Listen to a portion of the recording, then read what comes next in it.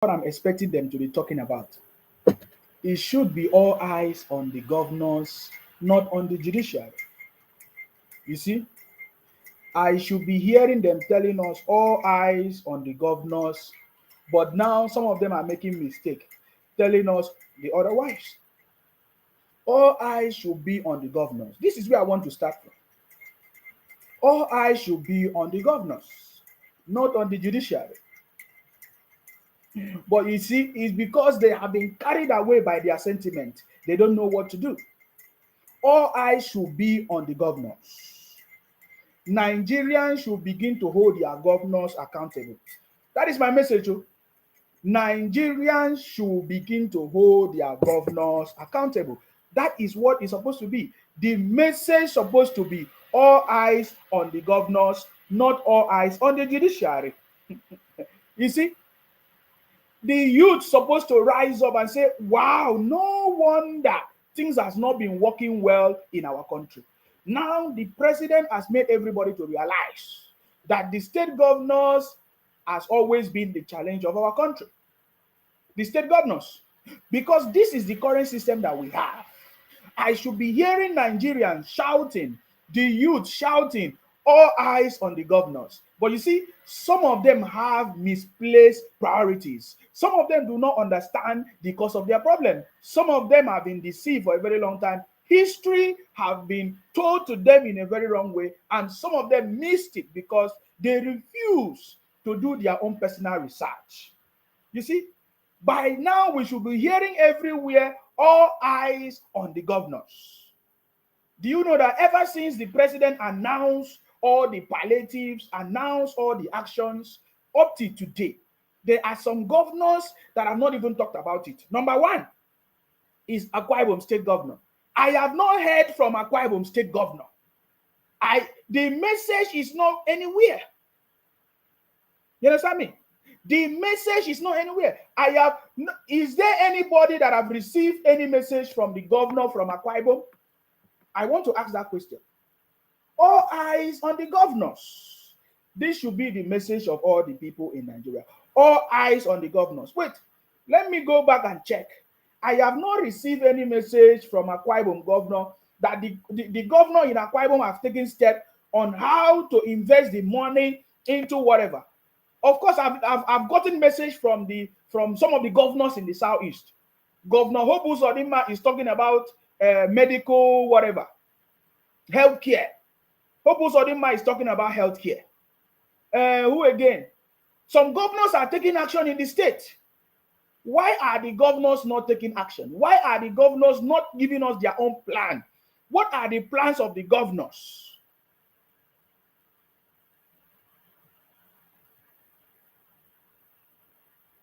What are the governors doing? All eyes on the governors should be the message of the people who are looking. If you're a patriotic Nigerian, the message should be all eyes on the governors, not all eyes on the judiciary. You see, because the most important thing is that the governors have been given money, resources to take action for their own state, but they have not been doing something. This is the message. The right message is all eyes on the governors, not on the judiciary. Are you getting me now? All eyes on the governors. I want to see everywhere, everybody asking the governors question. All eyes on the governors. What are the governors doing for the development of the state? The president, the federal government has always been looking for ways to develop the state. We have not been seeing the action of the governors. So the message should be all eyes on the governors. What is your own governor doing in your own state? This should be the start of the conversation. The conversation should be, what is the governor doing in your own state? All eyes on the governors. This is what we should be posting everywhere. We should be doing different t-shirts, different rallies, different protests. All eyes on the governors in the state. All eyes on the governors. The governors have not been taking action to develop our state. The governors have been misusing the resources sent to them. So the question should be all eyes on the governors. The conversation should be all eyes on the governors. What are the governors doing in the state? I salute you wherever you are. Of course, you know my name. My name is Akbarawa Nsima. I'm from Akwa Ibom. I'm from Akwa Ibom. Our job is to make sure that we continue to protect and to defend our land. So I salute you wherever you are. Thank you very much for joining me this morning. It's going to be a quick one because I just want to deliver this message. What is going on? I have been waiting to hear Nigerians or the youth or the so-called people that are waiting for solutions, because we know them. I've been waiting to hear from them, or I've been waiting for all the celebrities or the yeyebrities or the people that have been making noise, all the comedians. Do you know that I've been waiting for the comedians and the youth in Nigeria to start shouting, all eyes on the governors. I have not heard them. I'm not hearing the news. I'm not hearing the comedians, the youth, people talking about the governors for what they have been doing, for the fact that monies have been given to them, resources have been given to them. There is nothing done. I have not heard people talking about the governors, people asking the governors questions. Throughout the weekend, there's no news of the governors, people requesting and asking questions to the governors. What are the governors doing? I've not seen t-shirts. I've not seen banners everywhere where people will be saying, all eyes on the governors. You understand me? This should be the question, guys. All eyes on the governors. This is the reason the state was created. They created the state and the local government so that they can be in charge of the development of our state, our people, our region, our local government. But what are the governors doing? This should be the conversation. We want to hear Nigerians asking the governors questions. What are they doing with the state resources? What are they doing with the monies that the federal government is giving to them? We have the right to remove any governor, any state local government chairman, any councillor, anybody in the state that refuses to do what is supposed to be done. This should be the conversation. Not making noise on social media, telling us Obi is coming. I believe that by now, it is very, very clear that Obi is not coming. Is there anybody that is still believing that Obi is coming? Is there anybody that is believing that any other thing will happen? My brothers and sisters, we have told these people, do not follow these people running propaganda on social media, because they have nothing to offer than to run propaganda. By now, all the story has gone down. All the story of their propaganda, you see that there is no more. The Obi is coming, he's gone, he's dead. We are not hearing them. After all, we saw Obi enjoying in Kano or Kaduna when he attended the wedding of the is it deputy governor, deputy whatever. You understand me? We saw them enjoying themselves. We saw Obi enjoying himself, listening to the Senate president and all of that. Who are the people shouting Obi is coming? Is Obi coming? You see, when you see misplaced people like the disobedient children, how they have been making noise every day, telling us all kinds of things, they do not understand the cause of their problem. The governors, the local government, the chairman, the councillors, the senators, all of them have contributed to the predicament we are facing today. It should be all eyes on the governors, not all eyes on the judiciary. Are you getting me now? So you see now, do you now see that these people don't know what they are doing? All eyes on the governors. We want to see t-shirts. We want to see banners. We want to see flyers. People asking questions. All eyes on the governors. All eyes on the governors. By now, we should be hearing all eyes on the governors. Because it is very, very obvious that the president wants to bring life, success to the country. We can see all the policies of the president. We can see all the activities of the president. We can see all the actions of the president. It shows that the president genuinely wants to work for the people. The president is ready to work for the people. You see, the youth, the so-called disobedient children, misplace priorities. How can the so-called disobedient telling us about judiciary? What has the judiciary done to the crisis, to their problem in their state? Instead of them to be telling us about all eyes on the governors, they went and be saying all eyes on the judiciary. What judiciary? What will judiciary do for you? It is your governor in your state that's supposed to develop your state. If every governor develop their state, the whole of Nigeria will be developed. This is how they planned it. They created the state. It doesn't matter what happened in history. Now, this is the system that we are running. We are running a state government, federal, state, local government. That is the system we are running. And everybody have their rights. Everybody have their duties. The question is the federal government not delivering its duties? Part of the duties of the federal government is to make sure that the state, they have all their resources. Part of the duties of the federal government is to make sure that they distribute the wealth to every state. Is there any state that have not received their own allocation?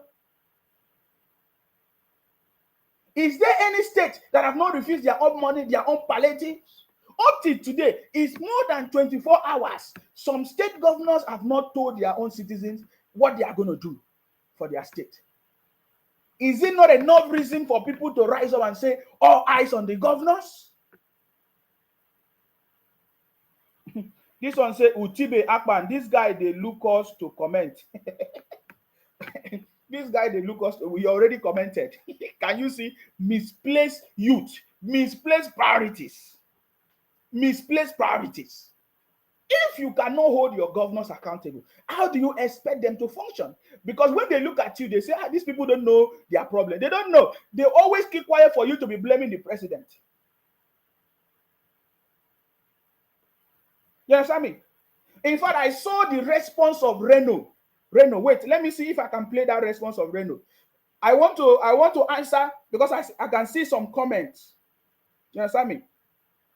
I can see some comments. Some people are still being deceived. Let me give you the response of Reno Omokri to the people talking about all eyes on the judiciary, to the people expecting the judiciary to declare Obi as the winner, somebody that took third position. This is because this is a misplaced priority. There is nothing all eyes on the judiciary for anything. It should be all eyes on the governors. So when I saw the response of Reno Omokri, responding to the disobedient children, the children of anger, it was something that I say, yes, this is a proper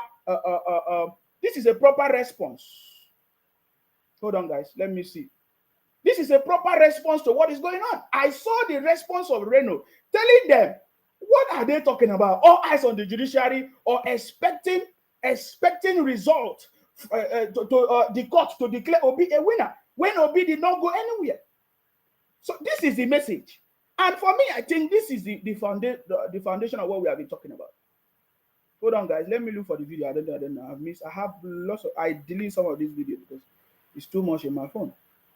I get me now. So the response of Reno was able to clear the people that have been shouting, oh, Obi is coming. Now, is it very clear that Obi is not coming?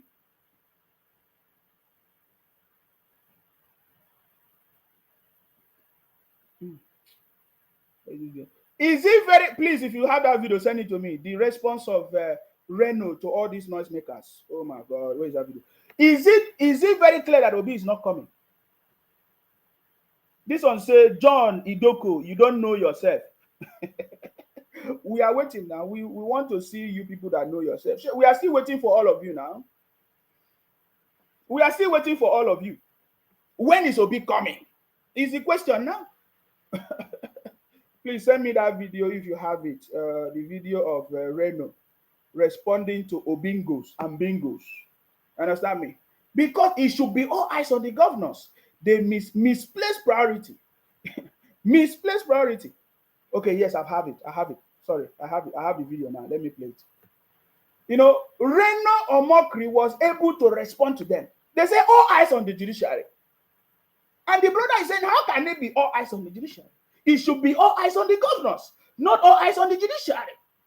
Because the judiciary owe the youth nothing. It is the state governors that owe the youth and the people of Nigerians a lot. So how come the state governors are not doing their duties and the people, the so-called disobedient children, they don't know what to do? They are misplaced priorities. Misplaced priorities. That is what we see. These people lack knowledge. No wonder they were called lazy youth, because they don't know what to do. And the governors are laughing at them, because when the governors see that, oh, the youth don't even know what they are doing, people don't even know what, they'll keep quiet. They will continue to enjoy the resources. Up till today, do you know that some governors have the mind to keep the people uninformed? I even hear that some governors are even sharing few of the resources. Some governors, they say they share just one bag to how many people? Bag of rice. We know the cost of bag of rice now, how things have been so expensive. How come the governors are so wicked? This food, this resource, this, no matter how small it is, the governors are hoarding this rice that the president has released. Why? It is because the governors can see that they are misplaced priorities of the youth, of the so-called disobedient. They don't know the cause of their problem. Let us listen to what Reno Omokri responded to them. It was a very important conversation. When I saw it, I said, yes, maybe I will put it in a short video, but look at it. Right, so Mr. Reno, I know you're going to be very honest with me with this question now. So basically, just so I can catch you in that moment. But honestly speaking, though, I'm an obedient here, and I was just wondering. No, it doesn't. But I just want to know, like, in your honest opinion, how can Peter Obi reclaim his mandate? Did you hear that? This brother, he said, is an obedient. Misplaced priorities. Misplaced priorities. He says he's an obedient. He's asking Reno Omokri, oh, I'm an obedient. So how can Peter Obi reclaim his mandate? Which mandate? No mandate anywhere. He did not win any. Which mandate? Third position. Atiku even takes second position. Did not claim any mandate. Which mandate? Did you see it? Did you see the thinking faculty of the disobedient children? All eyes on the judiciary. When there is nothing, no mandate, nothing. Even Obi himself did not claim that he won election. Can you see it? So I love the response of Reno to this question. But I keep thinking, why will some people who call themselves educated will be even including what's her name? Including what's that woman name that stayed in the US? Chimamanda. Chimamanda believed that Obi has a mandate. Went to court with Chimamanda. Oh, Chimamanda went to court with Obi. Look at it. That is why this generation continue to be fools, especially those of them from the Southeast. Those of them from the Southeast. They want history to repeat itself, which we know history more than them. But we have been keeping quiet as if we don't know history.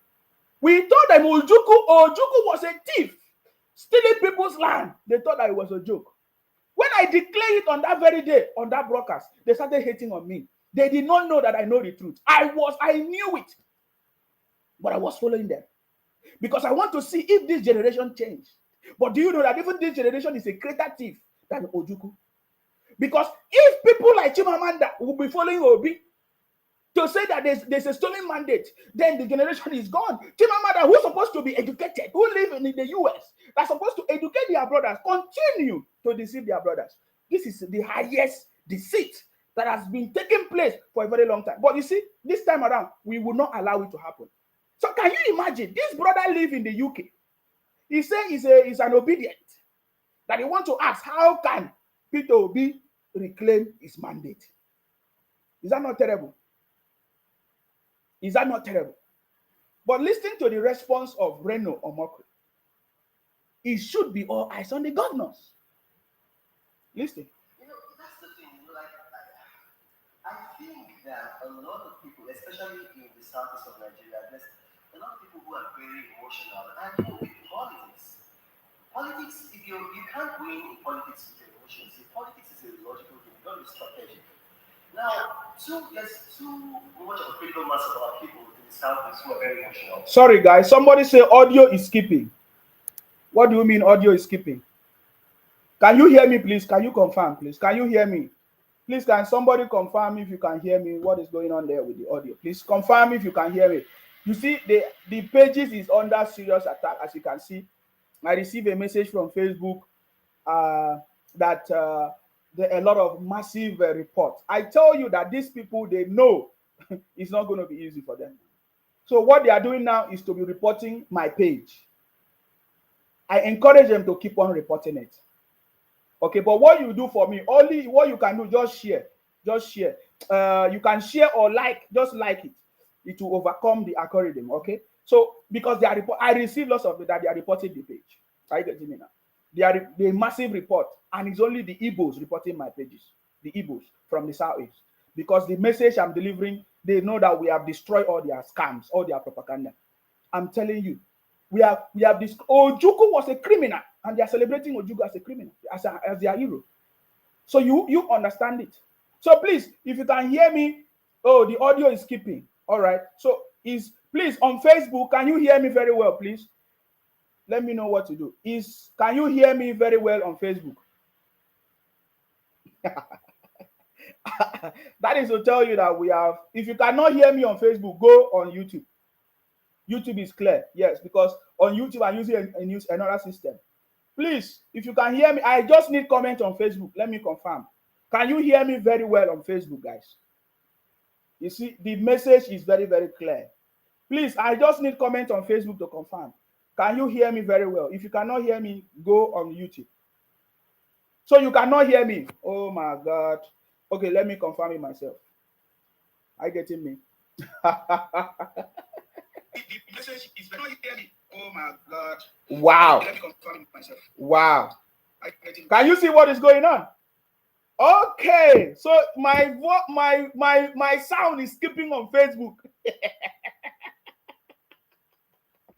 This is a confirmation that we have been able to deliver the message. Oh my God. So what is going on now? What is going on now? Is it clearer? Hold on.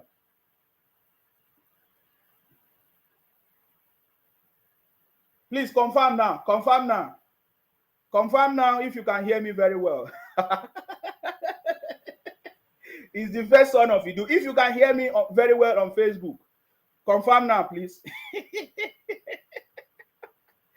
This is the first son of Idu. Oh, it's very echo. Echo is still coming in, huh? Okay, so it's not clear. All right. Perfect now. Somebody say it's good now. Perfect.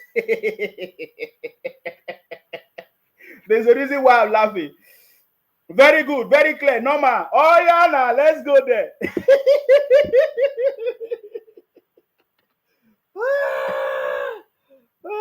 Thank you very much.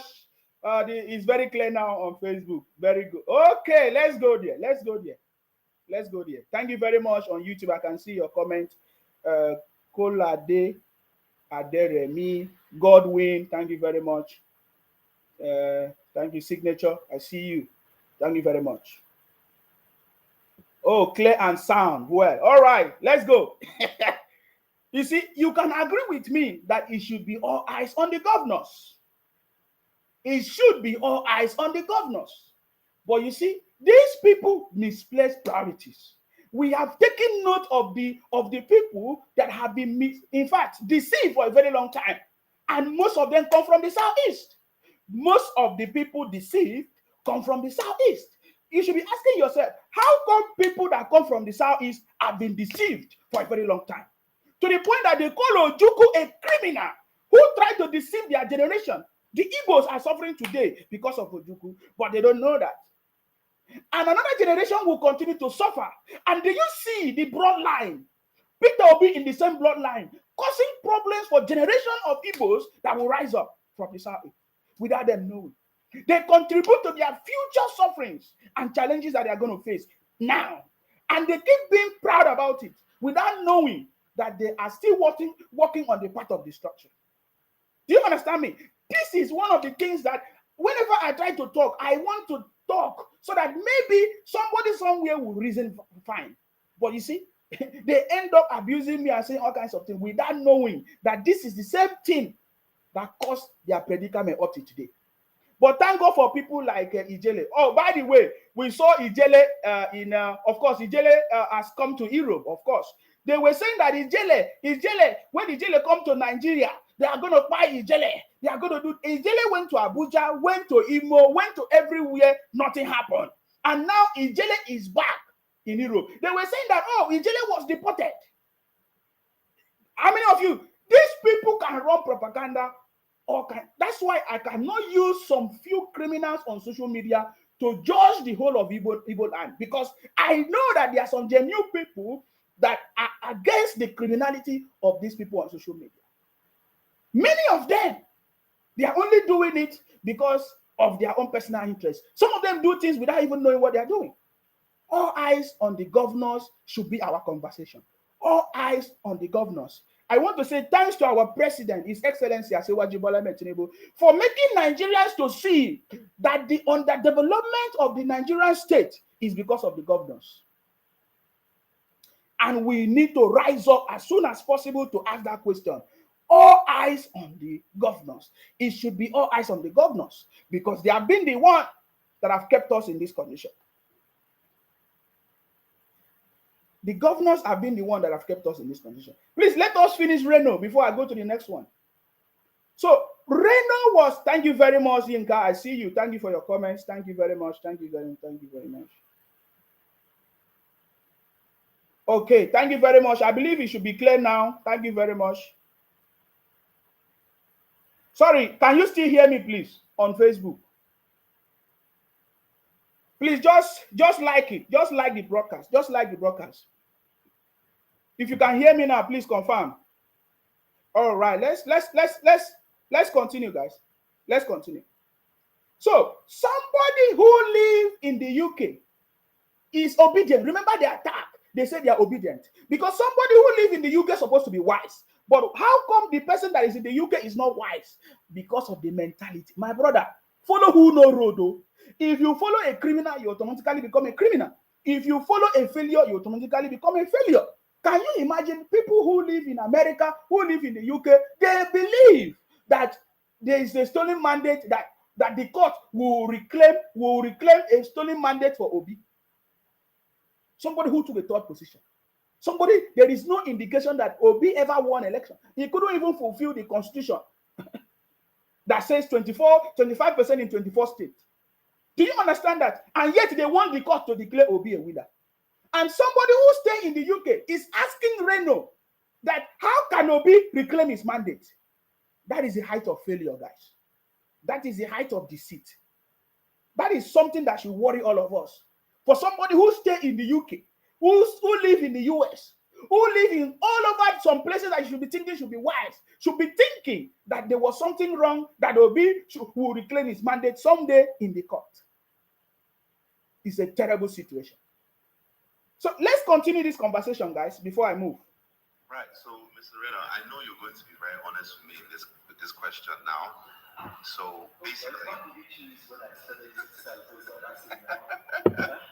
just so I could catch you in that moment. But honestly speaking, though, I'm an obedient here, and I was just wondering. No, it doesn't. But I just want to know, like, in your honest opinion, how can Peter Obi reclaim his mandate? That's the thing. I think that a lot of people, especially in the southeast of Nigeria, there's a lot of people who are very emotional. And with politics, if you can't win in politics with emotions. Politics is a logical game, not a strategic. Now, there's too much of a critical mass of our people in the southeast who are very emotional. The leaders are saying, okay, all eyes on the judiciary, people like OBS and Chris Lee and other people like that. And there are opinions who are not from the southeast, but the vast majority of them are from the southeast. Yeah. So this idea about saying that Peter Obi claiming his mandate, let me pause the bubble. I have a master's in law. I schooled in England. If you take the petition that Peter Obi gave at the presidential election petition code, it's a public document. You can actually read it. Peter Obi himself is not claiming that he won the election. Go and read the petition. I've read it cover to cover. I've read it cover to cover. So if you are saying how can he reclaim his mandate, the man himself, who you are placing all your hopes on, is not saying that he won the election. You see that? He's saying. You see that? This is Reno trying to explain to them further that even Obi is not claiming he won election. So how come they say all eyes on the judiciary? How come they say Obi will reclaim his mandate? Can you see? Are you beginning to think that there is something wrong somewhere? Where is the mandate? Where is the mandate? Even if Obi say he won election, where is the mandate? Where did he win election? Where did he win election? So some people started saying all eyes on the judiciary. They have forgotten what they should be talking about. All eyes on the governors. It should be all eyes on the governors, no eyes on the judiciary. But because they have misplaced priorities, their mindset have been bastardized and corrupt. They don't know. And Reno also, of course, confirmed the fact that the large number of people that are so delusional, that are so emotional, without political ethics come from the Southeast. And this has always been our message. This has always been our message. They are all the people running propaganda on social media. They stay on different social media accounts. They are the one even reporting my pages from the Southeast, because I'm trying to educate them. Because since nobody is educating them from the Southeast, since no leader from the South is educating the people from the Southeast, since no governor educating the people, there's no, I cannot see anybody trying to educate the people from the Southeast. They are being left alone. Only people like Ijele, bless them. Those are the few people that are talking, and some people that are just trying to come up now to educate their brothers and sisters that why are you people being delusional? Up to today, the same thing they are killed, the same thing that killed their forefathers, they continue. They continue. They don't find out. They don't know why. They continue in their criminality. They continue to be so delusional and emotional. Do you understand what we're talking about? So Reno confirmed the fact that these people, especially from the Southeast, have been so delusional and emotional, deceiving themselves for a very long time. There wasn't any mandate. There's no mandate. Even Obi himself have never claimed he won election. How come they are saying reclaim mandate, all eyes on the judiciary, instead of all eyes on the governors? Today, when you go to Abia State, it's nothing to write him about. We just have a new governor now, Alex Uti. If Alex is going to change the state, Abia State, we just have a new governor now in Enugu, Mba. If the Enugu governor will change the situation in the state. Now, Hope Uzodinma have been working so hard.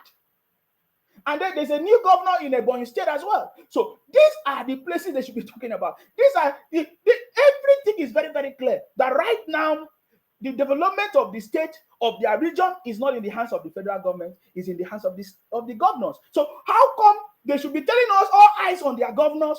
Instead of that, they say misplaced priorities by the people from the Southeast. Some of them are being distracted by say Biafra. Biafra is coming. Biafra is coming. Why some people are the one benefiting from the criminality, from the lies? They want to follow the footsteps of Ojukwu, a criminal who wanted to steal every region, everybody's land, because he had opportunity to be in the army. Power corrupt. Absolute power corrupt, absolutely. My brother, that was what happened to the Igbos when they were in charge of Nigeria. And that is why today, nobody still have the confidence to give power to them. Because if they give power to them, they will do the same thing. Especially that this generation have been deceived for a very long time. And then when we say the truth, they come after me. They say, oh, you see why you don't like the Igbos. You don't like the Igbos. No! It is your activities, your comment, your action shows that you don't understand what actually killed your forefathers. This is the conversation I'm telling you about. So do you understand it? So some people have been distracted. So the Igbos from the Southeast have been distracted by the criminality of people shouting Biafra. Now, some of them have been distracted by the disobedience. And guess what? Before you know it, the governors, they will finish their 8 years and go. And nothing happened. No change in the Southeast. No change in the region. They will continue to be shouting, Presidento, Presidento, or Biafra. Presidento, or Biafra. Give us president or Biafra. Give us president. They will blame the president, or he give us Biafra, or we cause problem, or we do this. Generation upon generation. And the governors are enjoying the money. My brother, Professor Soludo, a professor up to today, Professor Soludo, go and check what happened in Anambra some few weeks ago. Look at the erosion. In fact, Soludo claimed that he constructed that road. Look at the erosion that came to destroy the road that Soludo constructed. And no, I did not hear them talk about it. I did not hear the people from the Southeast shout and say, oh, look at what Soludo constructed. Look at the road that Soludo constructed for us. I will show you today. That is why all of us must pray for Ijele.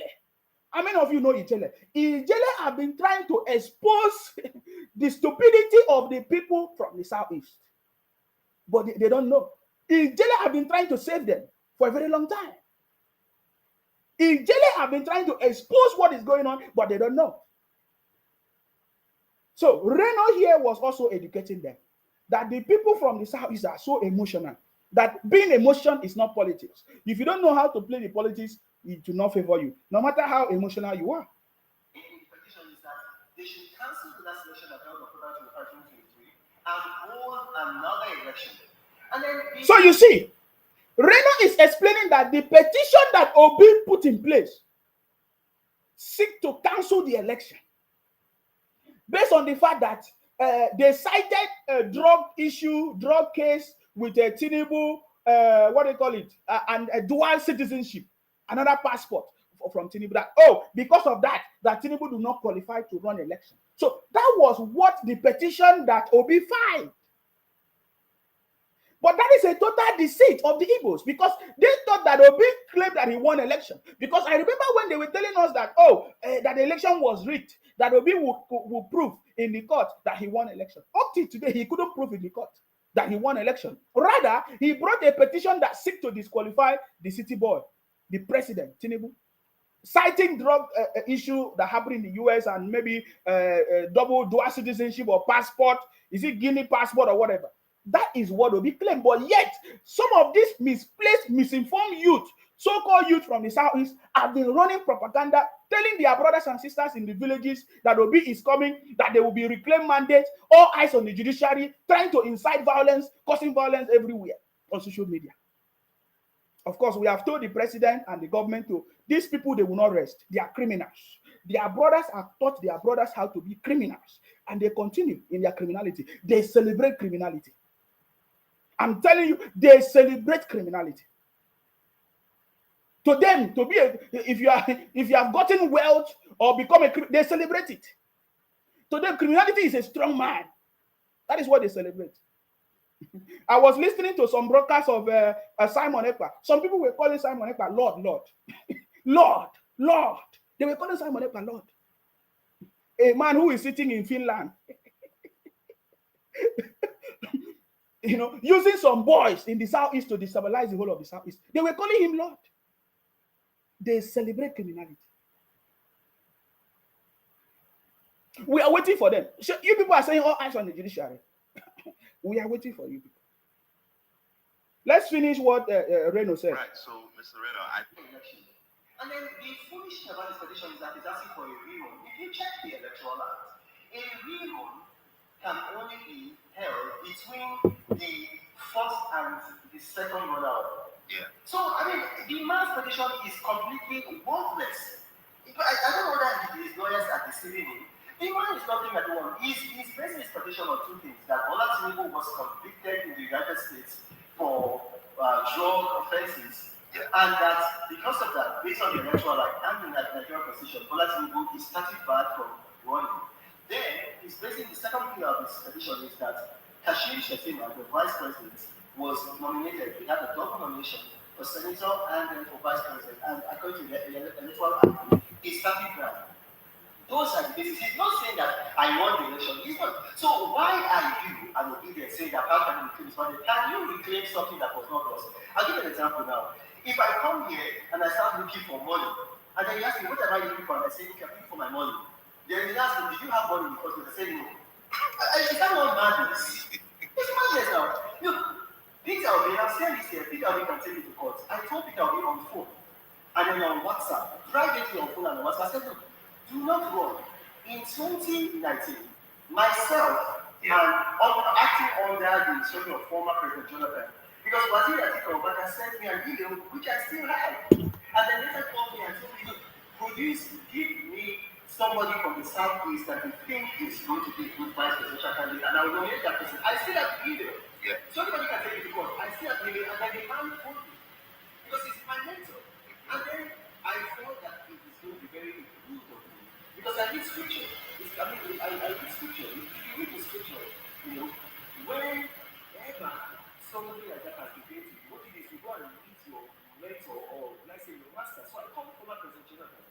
Former President Jonathan said, put Peter Obi in. That's how Peter Obi became the vice presidential candidate. I told you, I said, look, your people are going to vote for you wherever you go.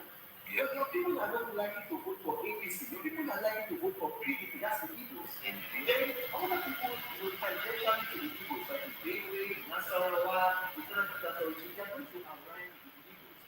They are not likely to vote for the APC. They are going to vote for the PDP. And the PDP, they are going to follow you. So what they're going to do is that they're going to be taking votes from the PDP.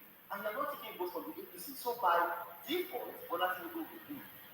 So don't do this. Just run with Atiku as he's running it. And then, whenever Atiku is done, God willing, you will now be the next president. He didn't listen to him.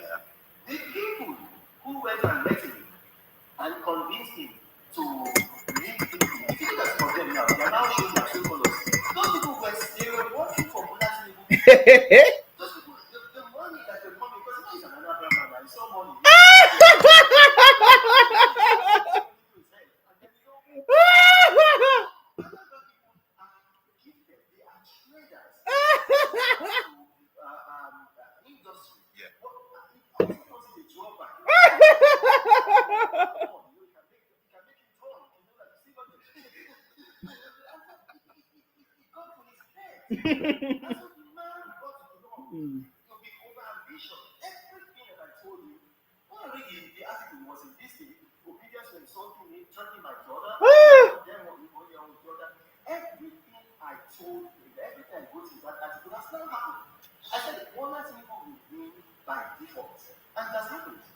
So would you say with Bola Tinubu, well, it sounds like he sort of like had a foundation in terms of him being, you know, a pioneer in his political party. You know, I don't What do you think? You see, you see, look at the secret. The same way they are shouting today, they think that they are wise. Somebody will be pushing them, continue your Biafra, continue their Biafra. They continue to bring destruction for themselves. Do you know that if these people understand what is going on, they should be talking about all eyes on the governors? Look at, with the force that the Igbos have, my brother, Igbos can be able to become the president of the country. With the force that they have, they can become president of the country. But do you know why? Do you know why they can never become? Because they have been deceived. If you listen to the conversation of Reno, you will understand how they have been deceived. But you see, this deceit will continue from generation to generation. And they don't understand it. The moment the Igbos will realize what we are saying, that is the day that the Igbos will become the president of this country. Because they have the force to become the president of this country. That is the truth. But as long as they continue to push Biafra, they continue to push misunderstanding, they will never become together to get the rightful position. That is the truth. And this is what they have used. And they don't know. When Sima is talking, they don't understand it. They don't understand what I'm trying to tell them. That was the same way Obi was deceived. We knew that Obi was deceived, pushed, because as long as Obi ran for that election, there is no way PDP can win, and there is no way any other party can win. It's a simple calculation. And that is exactly what happened. All the prediction, that is why we give it to the city boy. He's the right man for the job. I keep telling you people, even as it stands now, in less than 4 years, my brother, there will be no opposition in the country. Because he's a true politician. He understands the game. The city boy understands the game. Look at it. Obi was deceived that he should go, that he can win. Look at all his brothers in the southeast voted for them. Did you see it? Took all the vote from PDP, which means PDP can never win. And then with what Obi have, Obi can never win. Oh my God. We should clap for the city boy. You see, you don't understand this game. You don't understand. Because I don't want to talk too much. I'm waiting for them to say they say Obi is coming. Let us see when Obi is coming. Let us see when Obi is coming. You see, they don't have sense. And Chimamanda, that's supposed to educate their brothers, cannot. The same way that they have been deceived about Biafra, we have been telling them that this is a lie. This Biafra is a lie. I joined them. Because they told us that, oh, they are different generations. That they are not. I joined them. That is what is even killing them the most. Because they will say, oh, in Sima, were you not the people that joined us? So you were deceiving us because you are stupid. The same way now it will continue because they are stupid. Do you know why? You are stupid. Because you think that you are the wisest. When people are talking, you don't want to listen and learn. Continue deceiving yourselves. As long as you continue your Biafra criminality, you will never become something in Nigeria, and the Biafra you will not get. It's as simple as that. Me, I'm giving you information because I'm always very open to giving you information. And this is the reality I'm giving you. That was what happened to Obi. That was what happened to Obi. They pushed him. They put money. They deceived Obi with money, and Obi continued. Obi continued. If Obi had partnered with Atiku, maybe he could have had a chance, because also the game would have also changed. But because Obi continued in his quest, he was deceived. Simple as short, he was deceived. He was deceived, guys. That is what happened. So we are waiting for them. They say all eyes on the judiciary. It should be all eyes on the governors. The governors have always been the one that bring disaster, especially in the southeast. The governors. It has nothing to do with the judiciary. And guess what? The governors are also behind pushing the idea of Biafra. Because as long as the idea of Biafra continues, there will never be development in the southeast. The governors will never use the money to develop the southeast. They will always hide under the insecurities. They will always hide under the insecurities, and they will continue to squander the money. Will you ever believe that first time that they have a governor in the south who is a professor, that life is supposed to be easy for the people in the southeast? Look, go and check what is going on in Anambra. Go and see what is going on in Anambra. You'll be shocked. A professor, Professor Soludo, constructed a road, and you know what happened? When the flood came, it scattered everywhere. Let me show you. Ijele was the one that exposed that. Let me just, because I don't have much time, I have few minutes. Let me just show you this thing so that you understand what will save these people. You see, we are trying to help them, but you see, as they continue their criminality, Biafra and disobedience, it is helping all of us. Because if not, all of us in the South will continue to be marginalized by the people from the Southeast.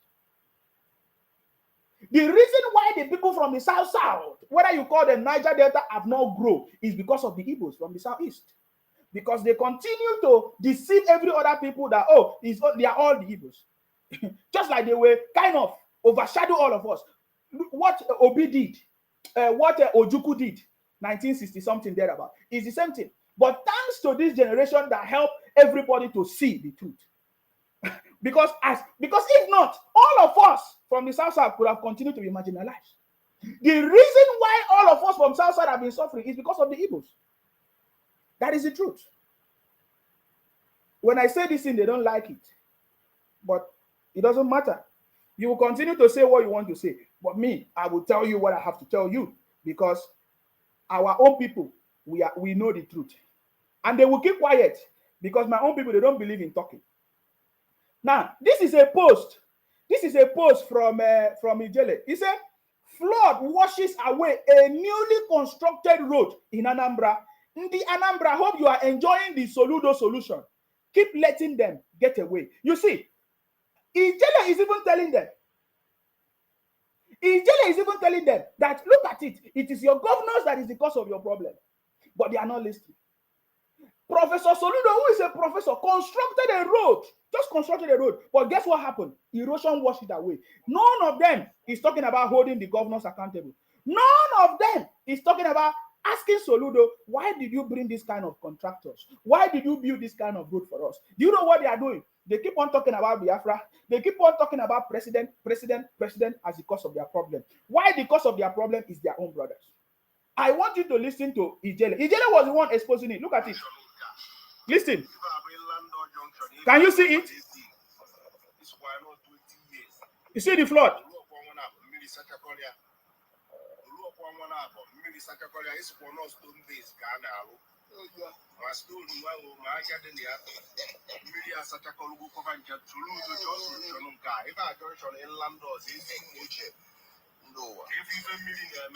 You see?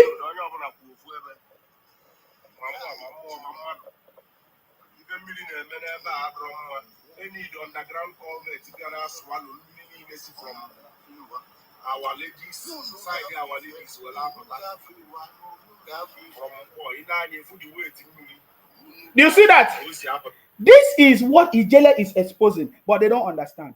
Ijele was telling them that the road that Professor Soludo constructed, is it in Mpo? Look at the road. Look at the erosion. When erosion came, it destroyed everything. Erosion destroyed everything, but they are not holding their governors accountable. They are busy shouting, Biafra, Biafra, Biafra, Biafra, Biafra. And their governors are also supporting it. Do you know what? As long as money is coming, they will continue to be deceived. That is how they have been deceived from generation to generation. The same way Obi was deceived because money was coming as he was the flag bearer of Labour, whether he was even a member, he was not even a member of the Labour Party. They deceived him into believing that he was the flag bearer of the Labour Party. Can you see it? Look at it. Can you see it? This is Soludo solution. Newly constructed road in Anambra. What is supposed to be the conversation? It should be all eyes on the governors, not on the judiciary. But it's a misplaced priorities. All of them from the southeast shouting, all eyes on the judiciary. Both the one that live abroad, both the one that live in the country. If the one that live abroad cannot even correct them, who else will be able to correct them? Because the people back home, they will continue to shout, life is difficult. So the ones that are abroad, they will give them money. Do you know that if you want to look at the number of people abroad, they are Igbos. The larger number of people abroad is between Yoruba and the Igbos anyways. But you see, the ones from the Igbos, they will deceive their, life is difficult, so that their brothers will continue to be sending money for them. You see it? Let us listen to what Ijele said. This is Ijele talking. How many of you know Ijele? By the way, Ijele is in Europe now because I like the concept. I like the way Ijele keeps showing them. They told Ijele that, Ijele was deported. Of course, if you are deported, it will not be easy for you to come back. But you see, Ijele have just proven to them that their criminality and their conversation would not take them anywhere. Listen to Ijele. My people, yeah. We elected the first professor. First professor. We elected the first professor. You see, no be by certificate. I can share the work of her.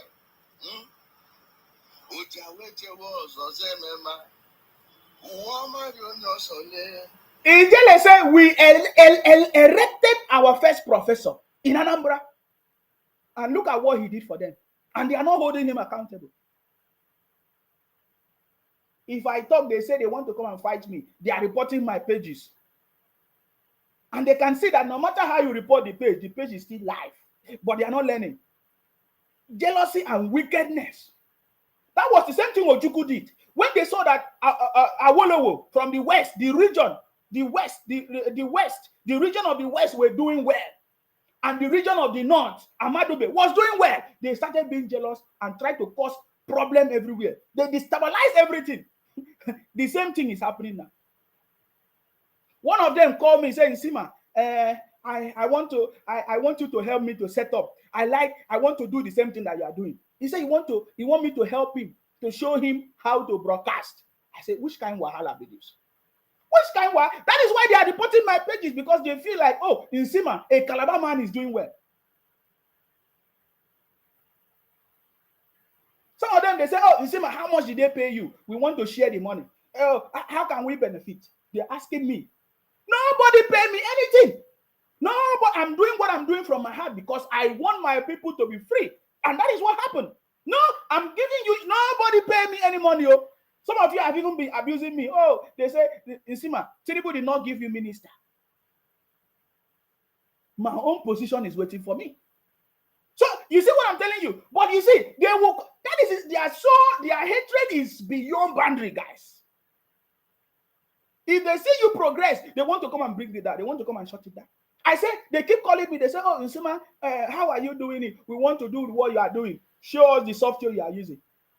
Some of them, they want to hack the account. They want to hack my pages. They want to do all kinds. They send me different codes. They do all kinds of things. They even hide. Some of them are using women. Women will be sending me naked photos. I said, what is going on with these people? Some of them will say, I have a business. Do you want to be a part of it? I said, I'm not interested, my brothers and sisters. That is how I've been able to defeat these people. They know me. I say we are kings and queens. We have overcome the world. I've defeated these people in many ways.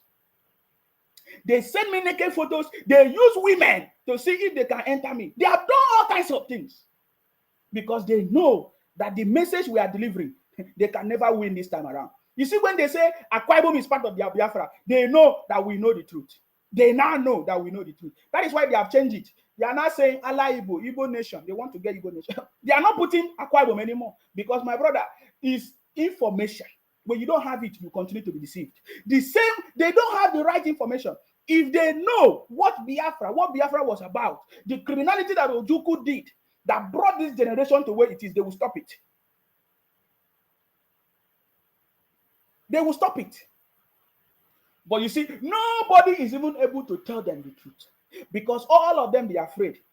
Soludo tried to tell them, they threaten Soludo. Anybody that tried to tell the truth, they threaten it. That is the same way they threaten me. They send me all kinds of things. They want to kill me. They want to poison me. They will pour me acid. They pray all kinds of prayers against me because they don't want anybody to tell them the truth.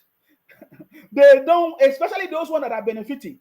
For example, people that are using Biafra to be getting asylum. I tell you, that was the same thing Obi. Obi was deceived because they put money into Labour Party. Obi was enjoying the money. Obi was deceived. It's the same thing that is happening today. They will keep on sponsoring them, giving them money, be pushing their Biafra, be pushing their Biafra. They will never move forward. I'm telling you the reality. This is the truth. This is the truth, but they will never know. This is the truth. And as long as people keep educating them, people want to liberate them, but they continue. They will never move forward. They will. Do you know that when they declared Biafra, when Ojukwu and others declared Biafra, do you know that all tribes, they did not fight them? But Ojukwu started invading other people's region, other people's space. That was when other people started fighting them. When they declared their Biafra, nobody was fighting them. They wanted to invade other people's region. That is the truth. We have everything. We have all the videos. We know all the truth. We know everything. That is why today, you will never see the family of Ojukwu join them to do their Biafra. They are misinformed people. The only way the Southeast can be free from this thing I'm telling you, is maybe when there will be a national orientation program for them in the Southeast. Somebody who will say, I have to liberate my people from the Southeast. Because you see, this what I'm telling you has deceived so many people. Even some of their elders don't know the truth. They grow up and they continue in the lies and they die in the lies. As long as this Biafra thing continue, Igbos will never have any tangible position in the politics. Of course, they have been having, because they try them to see. They have been giving them Senate president, they give them position. But you see, because of the mindset they have not been able to grow. They have not been able to grow. They kept us under their carpet. They kept all the people from the Southeast under their carpet. I'm telling you, that was what has been happening for a very long time. But guess what? The moment I knew that liberation has come to Nigeria, the moment I knew that Nigeria is back was when the city boy became the president. And he started doing the right thing. Look at all the ministerial positions. Go and check. The city boy started doing the right thing, started putting things in place. I just received the news that that the river, is it the Onitsha River, whatever, has just received their first luggage. Is it? Yes. Their first ship, river Onitsha. Is it the river Onitsha, whatever? Onitsha River. They have started receiving. You see, the city boy knows every strength of every region. If we harness all the strength of every region, we can become the best. But you see, when people continue to be deceived, they will deceive their children, receive another generation, and this deceit will continue. They will continue to deceive themselves. Understand me? You can imagine. They never won election. They never won election. They took third position. Yet, some people are saying, Obi, we want to reclaim our mandate. Obi is coming. And they started running propaganda, thinking that misinformation will help. And we have told them that this thing will never help you. Let us see how they will come out. That was the same thing Ojukwu did. He wanted to take over everybody's region. Wanted to take over Lagos, wanted to take over Akwa Ibom, take Calabar, take the Midwestern region as at that time. Wanted to take over all those areas, Edo Delta. Wanted to take over everything. This information, we have it. We have the authentic information. That is what is going on. And their people have been deceived for generations. In the case of IPOP, Nnamdi Kanu is not yet free. Another one of rise up. You think that the federal government is stupid? I keep asking them. You think that the federal government is stupid? When I hear them say, "Oh, release Nnamdi Kanu," so you think that the federal government is stupid? Before Nnamdi Kanu case is settled, another one is rising up, and you think that the federal government is stupid?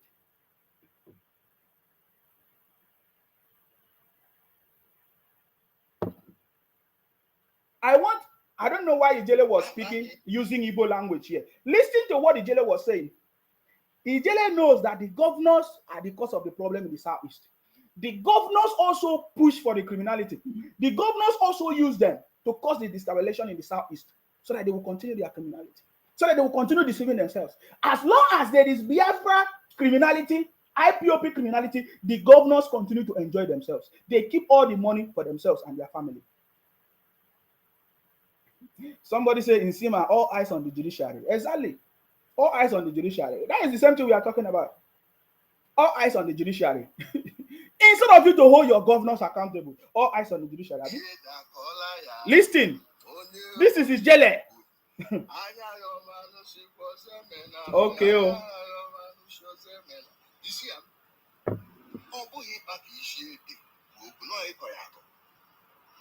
we want a professor. You want see now stone base, just more like where they do. Now go no say their school not just to find English words where they go use the confusion. You know this stone base be that. And you know, when you want to compare states that are progressing, you start from infrastructure. Check their public properties. Check their public properties, roads, hospitals, schools, markets. These are the things, basic amenities, water. See them now. But if Naimo State now, I will tell them for him. Since I told you, I will not criticize him until when the time comes, and the time is here. I did not say anything when they were constructing the roads. Why? Because I just want to see it to know where to draw my criticisms from.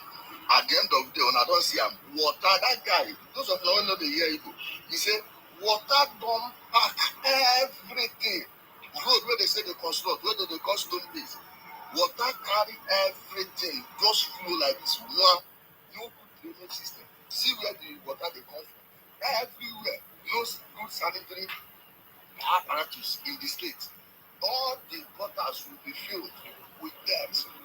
And when at some point, not everyone water will carry you.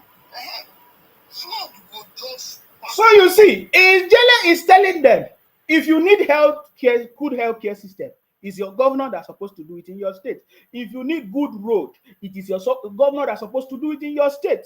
If you need good school, it is your governor that's supposed to do it in your state.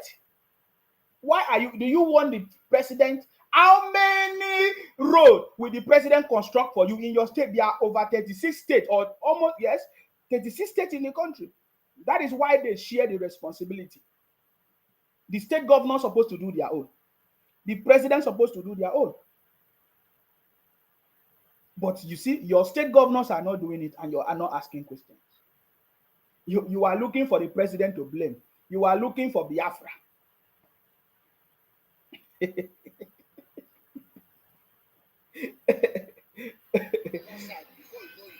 So you see, this is what is happening in Anambra. Show me where this is happening in any of the major cities in Ebonyi. At least the Abakaliki road not in short. Show me.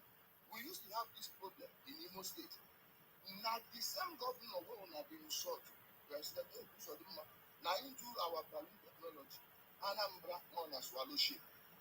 Swallow shape come make we give one of the technology where they control our own. And most of the problem on social media come from Anambra people. Most of them come from Anambra and Abia state people running propaganda on social media, running propaganda, Biafra. You see, look at their state, nothing to write them about. Nothing to write about. Imo state today, Hope Uzodinma tried to change the narrative in Imo state. When they brought their criminality to be running whatever unknown government in Imo state, Abia state government, Hope Uzodinma said, we never allow it to happen. The same thing with Ebonyi State. When Dave Umahi was the governor, They've mind to change everything in Ebonyi State. That is why we are not surprised for him being appointed as the Minister of Works. They've mind. So you see what we are talking about. For any change to happen in your state, it is your governor. It will never be the president. And look at what Ijele said, that they used to have the same flooding problems in Imo State and other places. But Hope Uzodinma, the governor of the state, tried to fix it. And it's better today in Imo State. But you have a Professor Soludo in Anambra. Are you hearing them blaming their governors? No. Instead, you hear them talk about Biafra, running propaganda everywhere. They should continue. We are waiting for them. I saw a broadcast of Simon Ekpa celebrating that 2023 is the year of Biafra. I said, the same thing Nnamdi Kanu told us 2020 was the year of Biafra. My brothers and sisters, wake up from your criminality. Wake up from your. It is your own brother. So you see, if anything happened to you, it will always come from your brothers. It won't come from any other person. It's your brothers. For them to steal your money, is your brothers. For the Western world to have power over Nigeria, is your brothers. It's your leaders. It's the same thing. It's like that everywhere. They will always use your people to capture you, and that is what is going on. That is what is going on. Go to Akwa Ibom, you will see the development there. You will see all the road. That is why all the people from the south, if they are moving to Akwa Ibom, they move to where there is development. They move to Akwa Ibom, they move to Lagos, they move to Rivers State. Who is developing Akwa Ibom? Is it the president? Who is developing Lagos? Is it the president? Who is developing Rivers State? Is it the president? Look, Wike just finished. Wike will be forever remembered in the Rivers State. And we pray that this governor that took over from Wike will continue from where Wike stopped.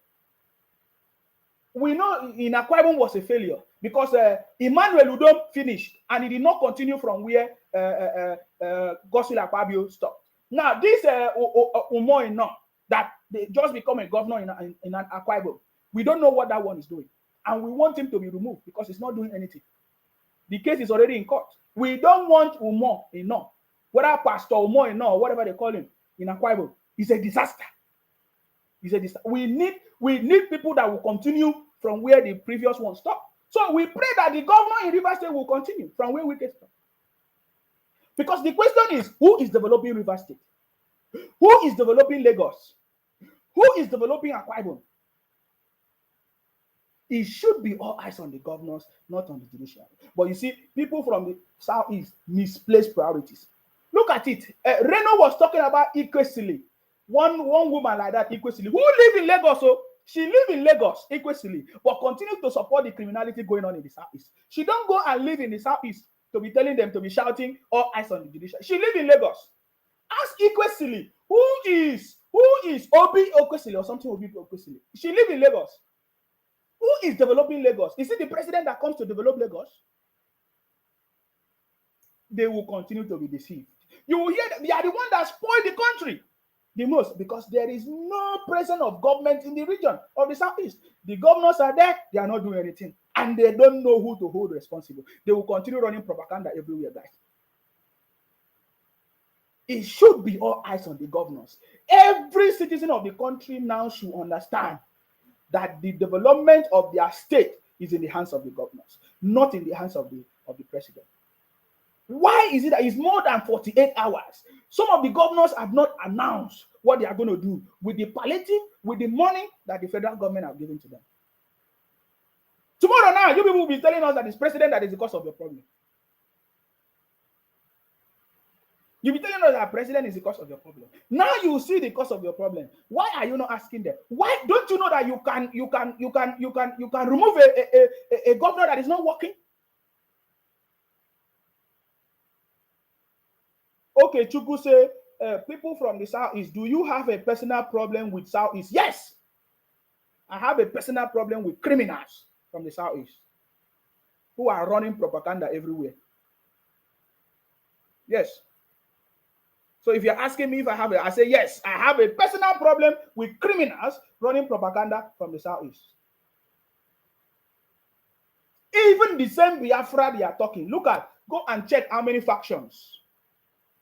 Simon Ekpa faction, criminal DOS faction, different individuals, they have their own factions. They are fighting themselves, making the innocent people from the southeast to be fighting, to be dying unnecessarily, causing hardship. The Biafra never come, but they're already fighting among themselves. Look, listen to Simon Ekpa. Simon Ekpa the other day was saying, oh, how can the IPOP say that he's not a member of IPOP? Did you not hear it?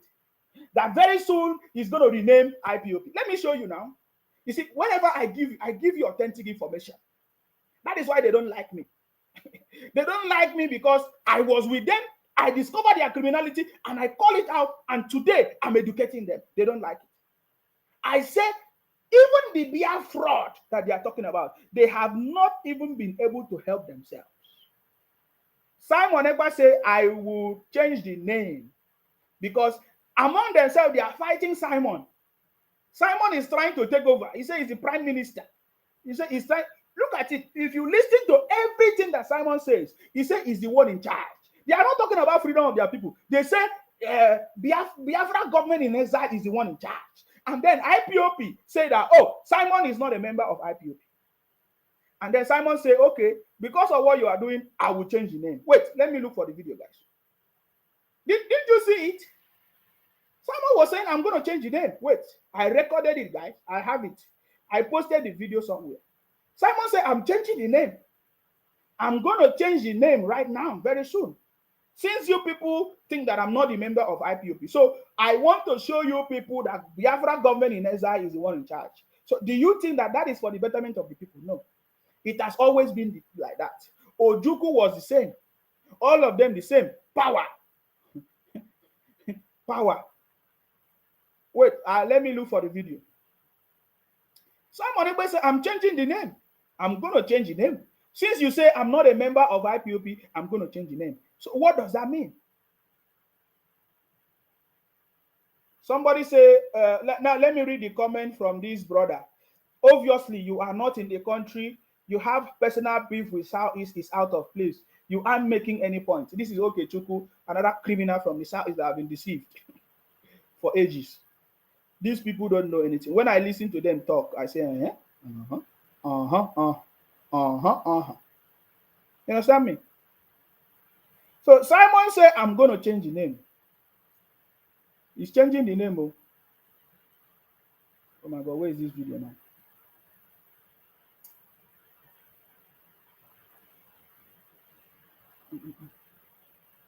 He's changing the name because they are claiming that Simon Ekpa is not part of the IPOB. And this is the same history that we know. You know, whenever another person take over, they change the name. When Ojukwu finished his own. Rav Wasrike came, changed the name to Masop. They started from Masop. You understand me? Precious, the fruit girl, say this is not making any sense. Why will it make sense to you? Are you not from the Southeast? Your brain is behind your back. You are counting money in your nature. Simple. That's the only thing that is in your head. What else? Wait, let me bring the video. I have all the videos. I will bring it, don't worry.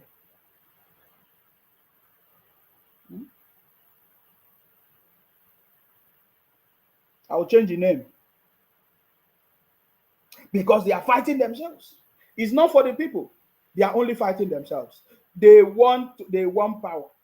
They want to fight themselves. They want to continue in their criminality to make their brothers and sisters to suffer. Yet they don't know. You see all the people supporting them, they don't know why they are supporting them. They don't know why they are doing what they are doing. Now the guy who told them Biafra is coming in 2020.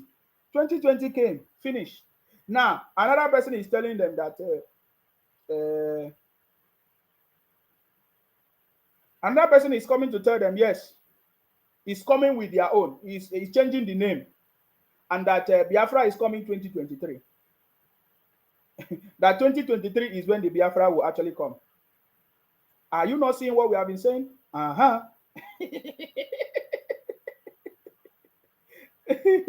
According to some of them, say, Uh-huh. Uh-huh. Uh-huh.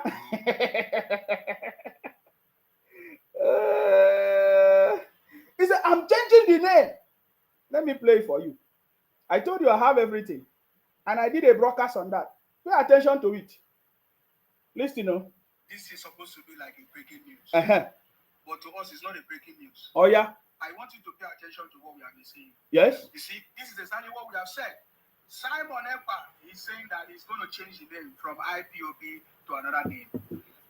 Please pay attention to this. We know this thing before. That was how it is. From Ojuku, they changed it to Masop. From Masop, IPOB. IPOB now, Simon Ekpa is changing it. Please listen to this. Now, very soon, Uh-huh. we will stop using IPOB. Okay. Very, very soon, All right. we are going to stop using IPOB Mm-hmm. because IPOB name has been adulterated by evil people.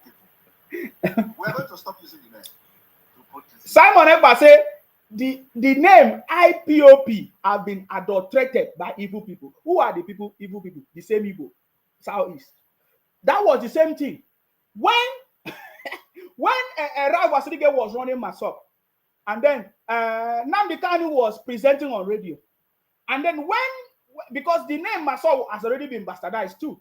So when Nnamdi Kanu came to start his own, because the name Masop was already bastardized, he started with IPOB, a fresh name, claiming that IPOB is genuine, whiter than white, whiter than snow. The same thing. Now, Simon Ekpa is about to do his own. He said, IPOB name have been bastardized, adulterated. We are telling them what they don't know. We are telling them what they don't know. Me, I'm telling them. Somebody is asking me, what is the way forward? The way forward is for you to think. The way forward is for you to think. Sit down in your room, quiet time, think back, and think about all the things that have happened to you, especially all of you from the Southeast. Think so that you will have brain. I cannot help you. Nobody can change anybody. I can't change you. Even all these things I'm talking will enter here and come out the other side. We can't change you. It is you that will change yourself one day. So one day when you realize it, you will understand. You will change. You will help yourself. And nobody can change anybody, guys. We can't change you. We can't change your criminality. We can't change your thinking, but we can provide information. It depends on how you are going to process the information to set yourself free. To set yourself what? Free. That is what it is. It's to set yourself free. It's information that you will get that will set yourself free. So I'm providing information. If you're asking me what is the way forward, for the Southeast, think. For Nigeria, hold your governors accountable. Simple. There is nothing else. When you start holding your governors accountable, they will begin to see that all of you have woken up. Because the cause of the problem, the failure in the Nigerian state today is not only caused by the federal government. Yes, the federal government have a part to play, but it's not only because of the problems. The problem is also your state governors. But you have failed to blame your state governors. Every day you keep blaming or accusing the president. But now we now have a president that have exposed all the criminality that has been going on for years. So you see, the people from the Southeast, they continue to be deceived. Who is going to save them? Themselves, by themselves. So Simon Ekpa said, very soon he's going to change the name. You understand me? He's going to change the name IPOP because IPOP have been bastardized. If you ask yourself, who bastardized IPOP? Was it a Akwa Ibom man? Was it a Yoruba man? The question is no. The same Omo Igbo, the same Nyam, the same Igbo, the same people from the Southeast. They run their criminality. They have been bastardized by themselves, and they want to change the name. I want to play it again, no. I want to play it again so that you listen, because I give you authentic information. The Obingos and Bingos, we are waiting for them. Is Obi still coming? All eyes on the judiciary. Is that not? We are waiting. This is supposed to be like a breaking news. But to us, it's not a breaking news. Bam. I want you to pay attention to what we have been saying. Okay. You see, this is exactly what we have said. Simon Ekpa is saying that he's going to change the name from IPOB to another name. Okay. Please pay attention to this. We know this thing before. That was how it is. From Ojuku, they changed it to Masop. From Masop, IPOB. IPOB now, Simon Ekpa is changing it. Please listen to this. Listen. Very soon, we will stop using IPOB. Okay. Why? Very, very soon. Why? We are going to stop using IPOB. Why? Why? Why? Because IPOB name Uh-huh. has been adulterated By who? by evil people. By evil people. Where are they? We're going to stop using the name. Every strategy we are going to use to show Nigeria that they have fired the wrong shot. Okay. We're going to do it. Okay. So Biafra people, get ready. Uh-huh. We are going to stop using IPOB Uh-huh. time. And the only legitimate name Listen, oh. Biafra government in it, and we are going to be giving them back to back. Did you hear We that? are the one leading this movement. We are the one leading this movement. He's looking for who to lead the movement. It's always the same thing. Ojukwu did the same. He wanted to be in charge. He wanted to conquer everybody. He wanted to marginalize everyone. He wanted to humiliate every other person. Ojukwu did the same. So it's not different. So Simon Ekpa said, we are the one leading this movement. We are the one. He wants to claim it. He's claiming it. Me, I'm telling him, as you are claiming it now, when the federal government will come for you, make sure you claim. You will not be begging us. Oh, federal government, release Nnamdi Kanu. You know, today now, you people are saying, federal government should release. The same way now, when Nnamdi Kanu was shouting, you say, IPOP is formidable. Me, that's why they tell you now. Now, you guys are begging for the release of Nnamdi Kanu. No, Biam. The way you are claiming, oh, you are in charge. You are in charge. My brother. Many people praise Nnamdi Kanu more than the way they are praising you. Now, none of these people can help release Mazi Nnamdi Kanu. See, that is my message. You see, the way you are claiming you are in charge, you are in charge. When the time comes, don't be asking people to beg for your release. When the time, don't ask people to. Remember, Nnamdi Kanu, the federal government left it to run for like 10 years. 10 years. 10 years. You don't understand these things. 10 years. You are claiming now. Me, I'm here. He said he wants to be, we are the one in charge. So even so, I've started seeing some media. They started giving it to, they say Simon Ekpa, what do they call it? The leader of IPO. They give it to him. Because the time is, somebody must be the one responsible. And I like it. I like it. So keep claiming it. This one says, Ume chai kuume, useless buffoon. My brother, it will pain you. Because you thought that people will continue to be deceived. We are not deceived though. So did you hear the reason why Simon Ekpa says he's changing the name? Because he wants to be in charge. The same thing all of them did. When Nnamdi Kanu took over, he changed the name because he wanted to be in charge. And then, as at that time, Rav Wasirige was shouting that Nnamdi Kanu took what does not belong to him. Is that not true? We have videos, we have evidence. Everything I tell you, we have evidence. I will never say anything here without evidence. Rav Wasirige complained bitterly of what Nnamdi Kanu did to him. In fact, as it stands now, Rav Wasirige has never forgiven Nnamdi Kanu as we speak. Nnamdi Kanu have not been forgiven by Rav Wasirige because the same thing that happened now that Simon Ekpa is doing is the same thing that Nnamdi Kanu did to Rav Wasirige. Today, up till now, Rav Wasirige have not forgiven Nnamdi Kanu. We have the videos, we have evidence. We have everything we tell you, we have evidence. So let them continue. They thought that we don't know. We know it, and we keep reminding them. I'm reminding them. I've taken the task to remind them, to help them. But they are not listening to me. Some of them abuse me. Some of them say all kinds of things. But you see, they don't think. I've noticed that these people from the Southeast don't think. They don't cast their mind back to history, what happened before and now, so that they can learn. My brother, history is for learning.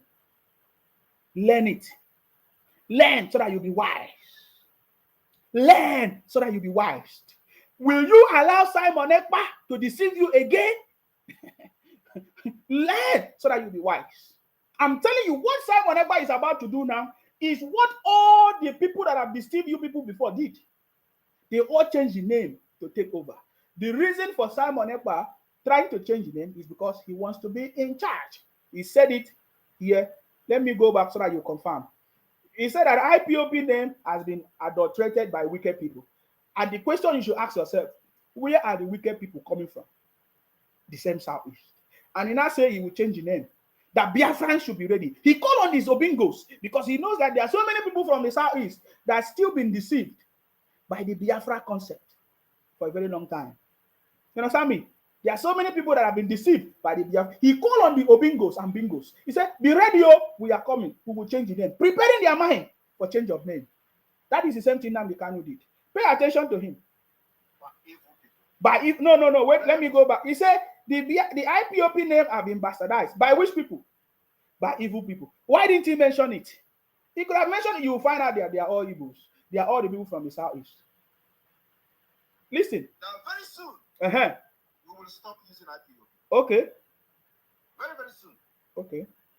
We are going to stop using IPOP.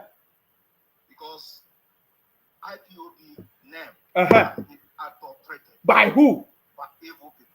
From where? We are going to stop using the name. You see? To put this in order. The same way they are not blaming their governor. He said evil people have adulterated the name IPOP. The same way they are not blaming their governor. It's the same way. He said by evil people. Who are the evil people? He keep quiet. He said by evil people. Call their names. Let us know where the problem is coming from, guys. Can you now see what we have been talking about? So, understand that this criminality in the south will not end, though. It will not end. It's not ending so soon because I can still see all of them gravitating towards the deceit. When I listen to some of them, I don't see anything. I've not seen anybody that will say, no, we should stop this nonsense and move forward and help our people to grow. They don't. They still buy the same idea. Even their, what do they call it? Their governors. That is why I'm telling you that it is the governor that is pushing it, behind it. The governors had a meeting, regional governors meeting, had a meeting and claimed that the criminality going on in the southeast are done by criminals, not the Biafra agitators. That is to tell you that they are part of the people promoting what is going on.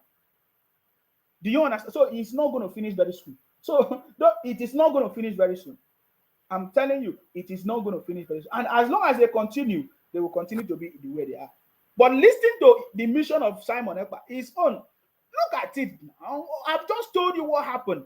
Imagine, do you know how many people that believe that Ralph Wasirige will bring Biafra for them? After Ralph Wasirige failed or exposed, another person came, Nnamdi Kanu. Do you know how many people that believe that Nnamdi Kanu will bring Biafra for them? Now, the same thing has happened again. My brother. This strategic we are going to use to show Nigeria that they have fired the wrong shot. To show Nigeria, not their governors, not their governors. To show Nigeria. Who are the Nigeria? To show Nigeria that they are fired the wrong, not their governors who have kept them in this condition.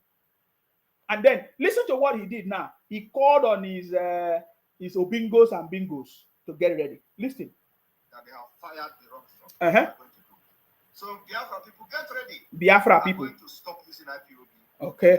And the only legitimate name will be the Biafra government next, and we are going to be giving them back to back. We are the one leading this movement, and we know when to fire that shot. We never miss target. So when they do too much, we will change the name. We'll change the name.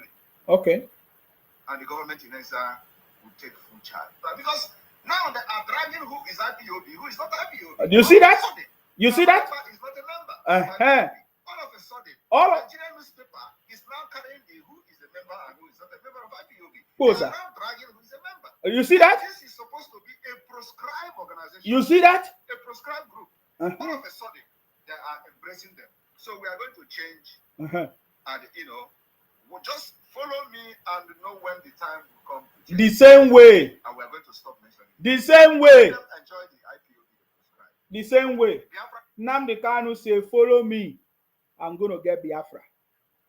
Follow me. In fact, before some few weeks to, yes. After Nnamdi Kanu try. He said there are no men. There are no men. We have everything, no? There are no men. We have everything. They know that we have everything. There are no men. Now, you see what we are saying now? They don't like Nsima. They don't like Nsima because Nsima is exposing everything that we are doing. They don't like it. They don't like it. Did you hear it? He said, oh, now all of a sudden, they say he's not a member of IPOB. Because everybody wants to stop the criminality. Simon Ekpa said it's his own turn. He wants to eat his own. He wants to collect money from his brothers and eat his own. What is fueling Simon Ekpa? Money. Money. Simple. When during that time when I was supporting Biafra, guess what happened? Simon Ekpa took over the account because he wanted to be in charge. Now I learned that he gave it to Azuka and other people in America. They know me very well. They have now formed their own group. Remember the new name? They have already changed the name of New Dimension Mandate.org. Maybe now that we know, you understand me? They are going to change the name again to something else. You understand me? Awuka Lawrence say you are promoting him. May God bless Simon. Yeah, may God bless Simon, of course. Will God punish anybody? God is blessing all of us. Did God not bless Nnamdi Kanu? God bless Nnamdi Kanu. So may God bless Simon to continue collecting money from his brothers. I'm happy. I mean, I would have been fighting him hard if he's collecting money from any other person from any other tribe. But he's collecting money from only his brothers. So it's a good thing. Brothers deceiving brothers. I get me now. So now they already changed the name. New mandate, new dimension mandate. Azuka and his husband. I'm hearing the news. In fact, one of the ladies, I keep pointing at that lady, Ifi Onwubiko. By now, she's supposed to be wise. Go and talk to her to change. I'm telling you, Ifi Onwubiko, she was so believing in Azuka. Hey! When I was telling her, she fight me. Ifi Onwubiko. Now she's saying that God is going to help us.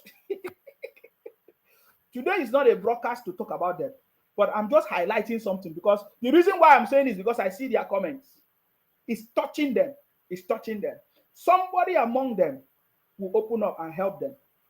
He's already come. Ijele is trying to help them. Other people are trying to help them, but they can't see. One lady, so bless them. She's trying to help them. Somebody among them, something will help them to help themselves. That's why when I see all their comments, I continue to hammer on it so that they will see that I can see them. You understand me? So they have started running on their own. In fact, let me read some of the comments from one of the hardened followers of their brothers. One of the ladies, Ifi Onwubiko, one lady like that. Today the lady is crying. Wait, I capture some of the comments. This is one of the ladies. Don't worry, I will have all of them. He said, Biafra is a family business for Azuka and her husband. This is from Ifi. If you know this lady, Ifi, she was so believing. She was so believing in Azuka, Asadate, and all of them. She's now saying that Biafra is a family business for Azuka and her husband. That the wife is a finance and defense minister, and her husband is Simon Ekpa, special secretary. Tell me, how can there be accountability, transparency in autopilot? Remember, it's money. He said, Maazi Chidozie has done a lot for ESN that Simon and Azuka abandoned. Now, this is Ifi, and then, oh my God, it's too much. He said, Biafra struggle has become a merchandise to Azuka Charles, Nwankwo family.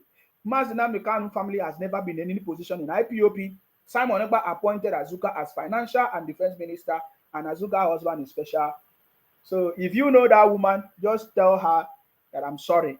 When we gave her the information, she was fighting me. She was doing all kinds of things to me when I gave her the original information. By the way, that's by the way. So I have passed my message. All the people from the Southeast, hold your governors accountable.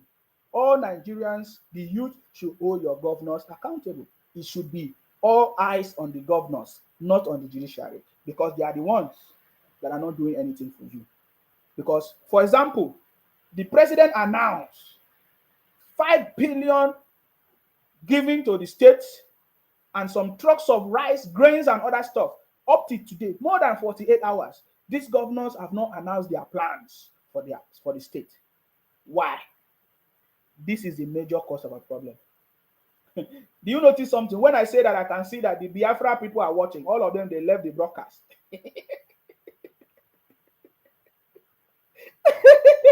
You people supposed to know Nsima. My brother, we are technocrats.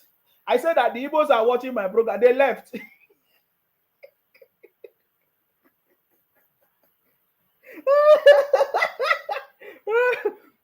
Anyways, my message was specific. There are other things we will talk about later if I come live.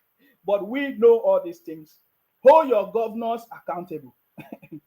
Somebody said, what you are saying looks like the truth, but you are bringing more confusion to IPOB members.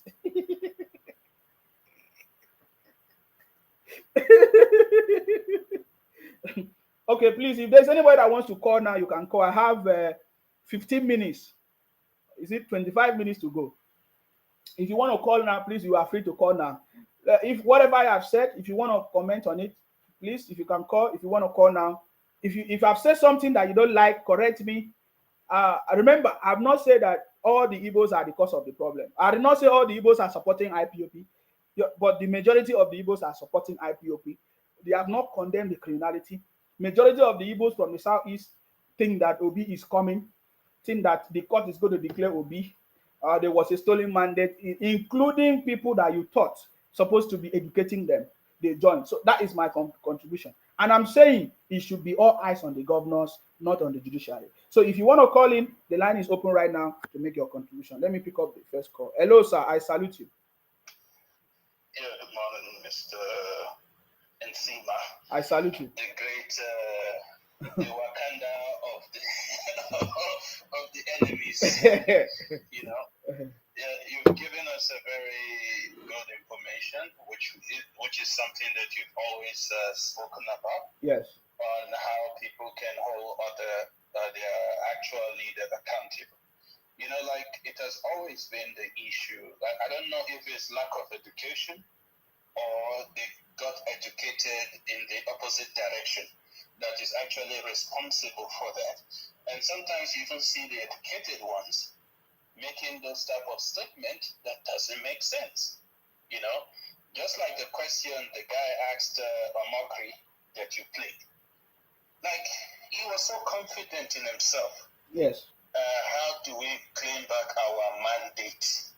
Like, do you even have a mandate in the first place to claim?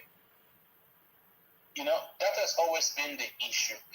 And I was on TikTok and I saw a guy doing a live, you know, in Lagos, and it's from the same southeast, condemning Lagos, saying that, oh no, look at the infrastructure is not so good.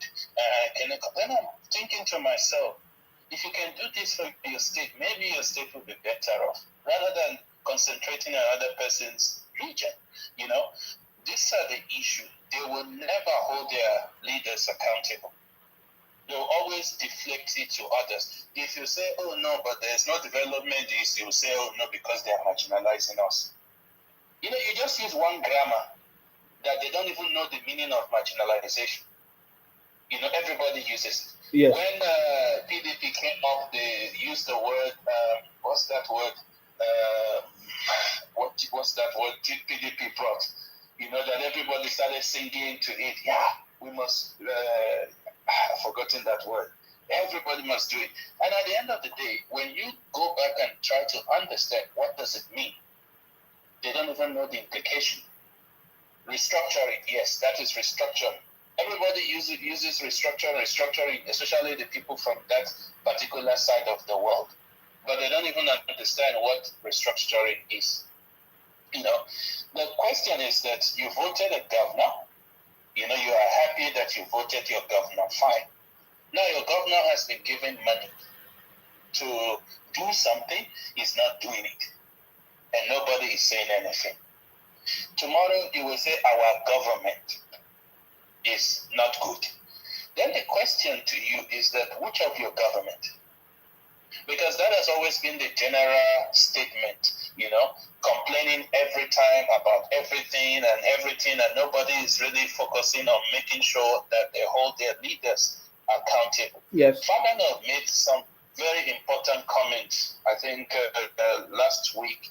He was talking about, I'm not really a strong supporter, but sometimes he makes sense sometimes when he wants to make sense. Yes. He said something about the Naira swap with China, that the government of China came with this arrangement with Nigeria, since they see that Nigeria imports most of our things from them, that instead of them paying them in dollars, that they would rather accept Naira.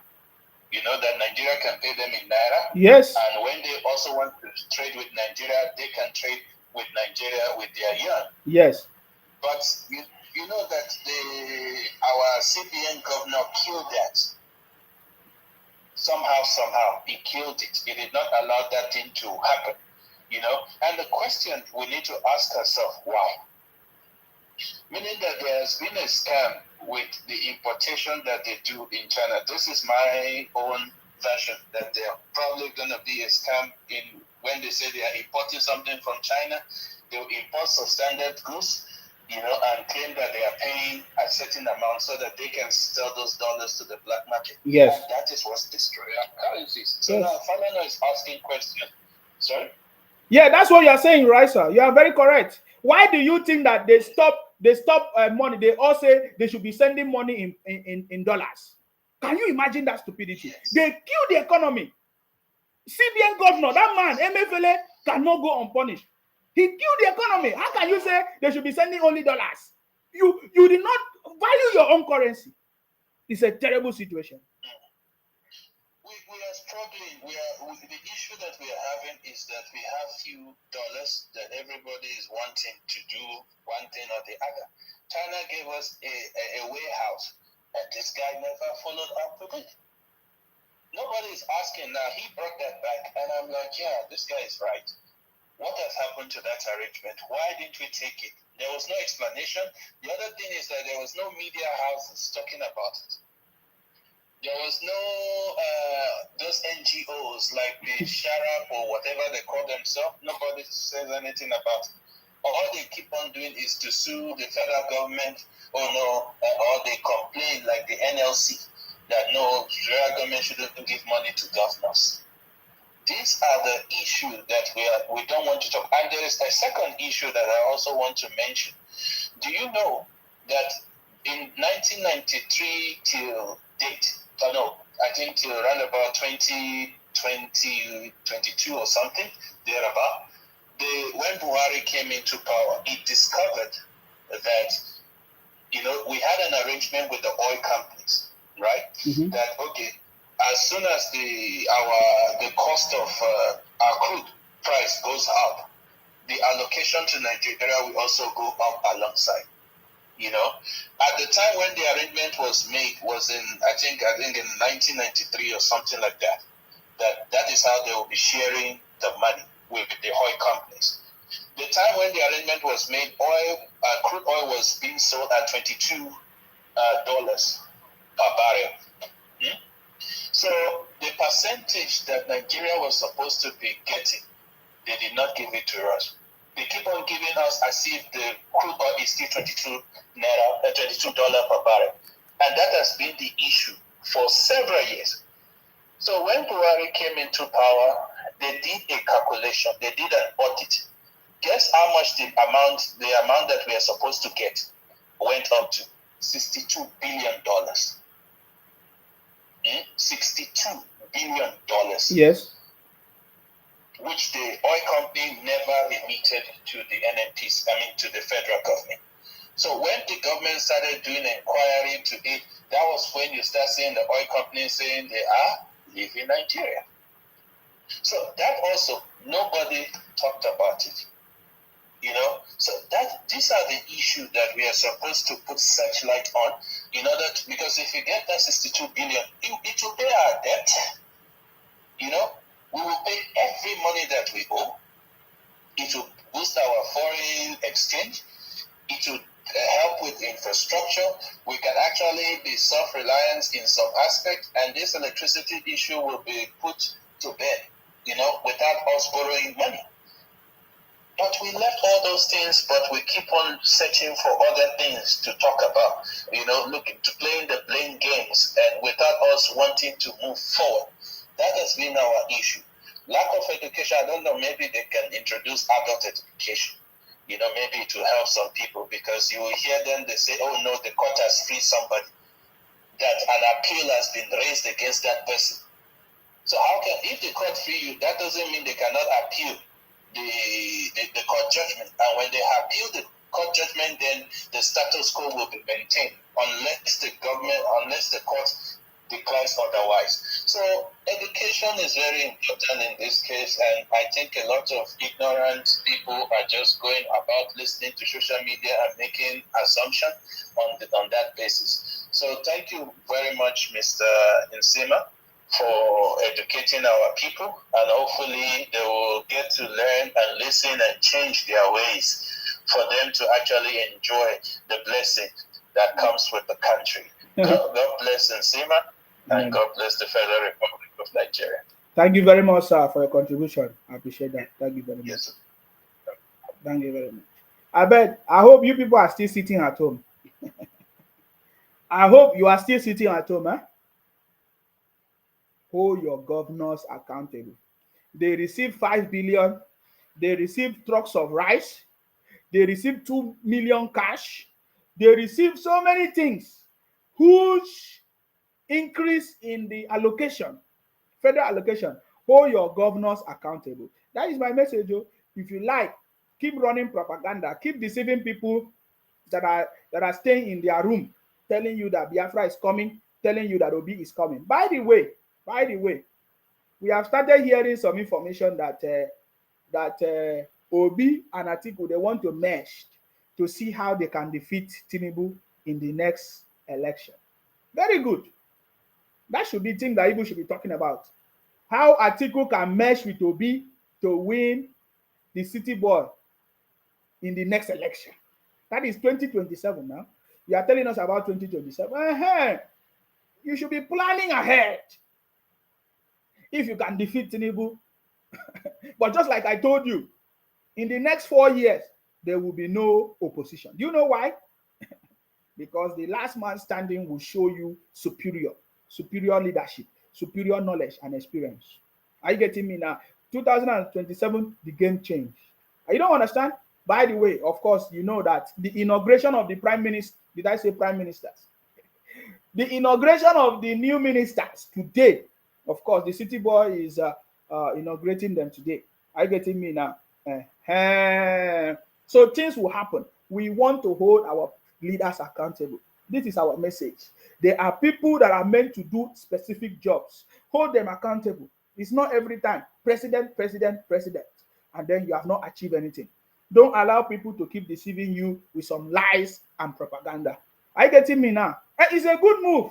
If Obi wants to partner with Atiku, thinking that you understand me, that that he's going to win the city board, that's what you should be talking about, man. Somebody said Judiciary will remove him because he was not elected. Rather, he's stolen the mandate. As for the governors, he want to appreciate them with such amount for playing a good role in making him the president. Listening to no refinery is working, and you remove subsidies, still refuse to fix the refineries we have in Nigeria, using Dangote refinery to mislead Nigerians. This is Alakwan Moses.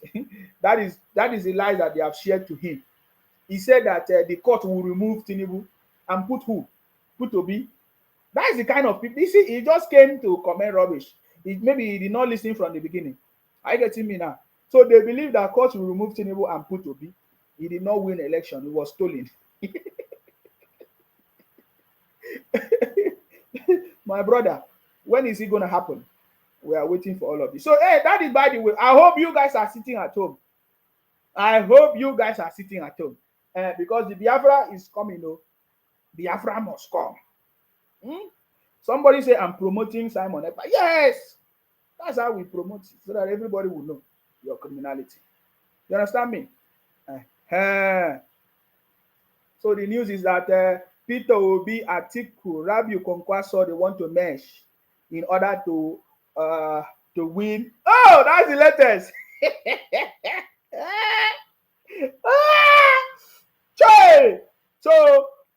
So you guys are not winning again. Obi is not coming again.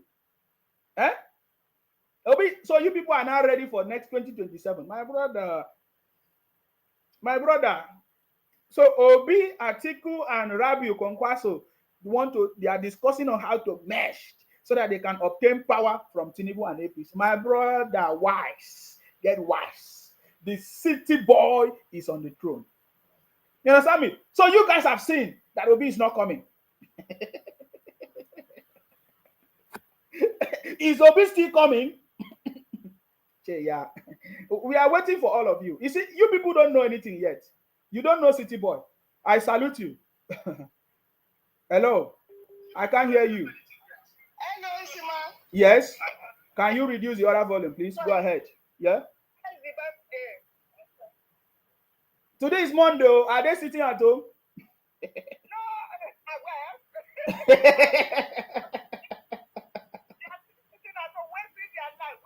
Oh, they are still sitting at home. Okay. Perfect.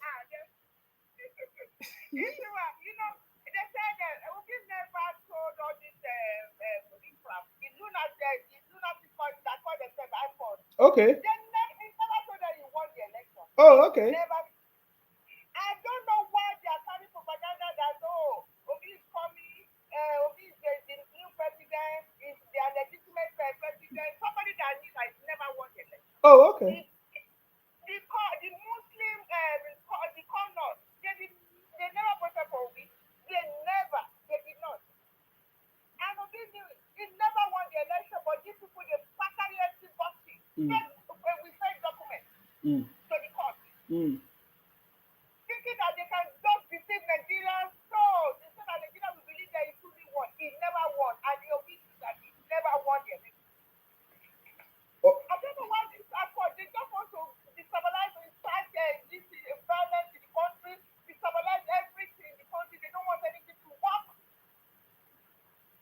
So I don't know why they're like. When is Obi gonna win?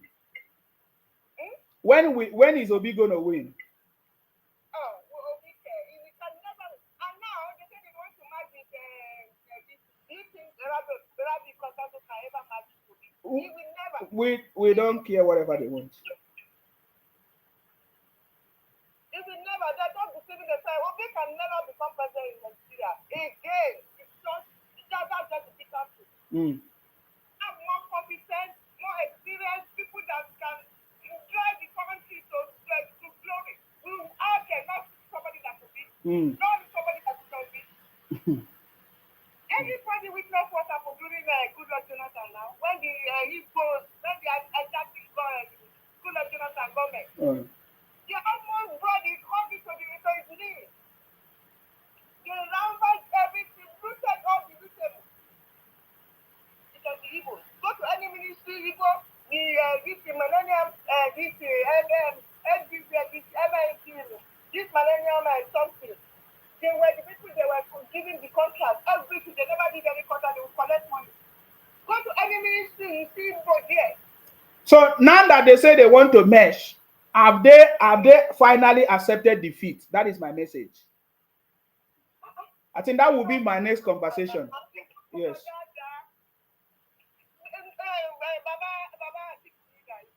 No, but the thing is that, just like I always said, then when something fails, when their propaganda did not work, they will bring another propaganda. That is the next thing now. You understand? Because there's nothing for them to talk about. The comedians, all the social media, they don't have anything to talk now. They have to bring something to talk about. You understand? Yes.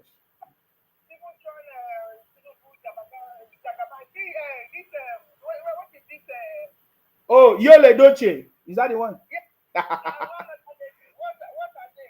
Blessing CEO.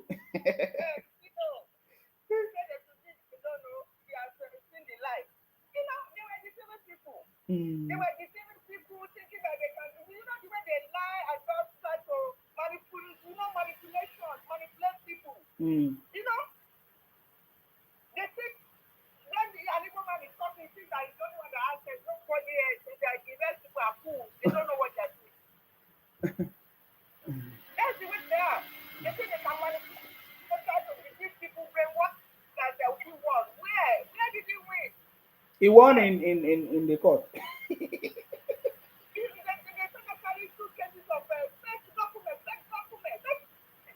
The judges were laughing at them.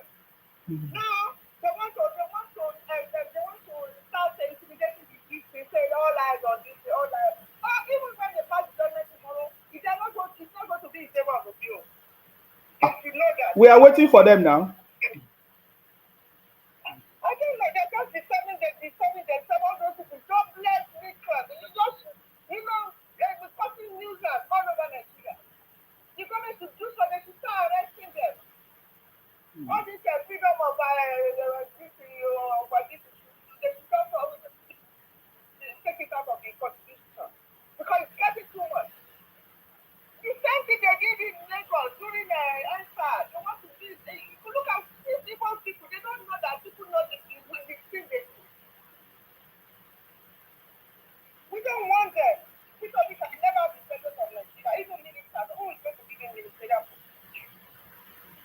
Wow. All right. And the next thing now is beginning to go to APC gathering. I don't know if you noticed. Yeah. I saw him. Yeah. He's beginning to, make himself so that people will know him. Now knowing that people the outside, they don't really like these people. Let's just be careful. They don't like them. They don't trust them. Mm-hmm. They don't trust them. Mm. So it is just incident disturb himself. Let him just stay on his lane and everything. Let him stay on his lane and to just stop and control his follower, his supporters, and tell them to stop all this nonsense. They need to arrest him. Yeah, it will be It will, tomorrow is the day now, right? Is it not tomorrow? Is it tomorrow that they are calling the result? The court will give judgment. Is it tomorrow?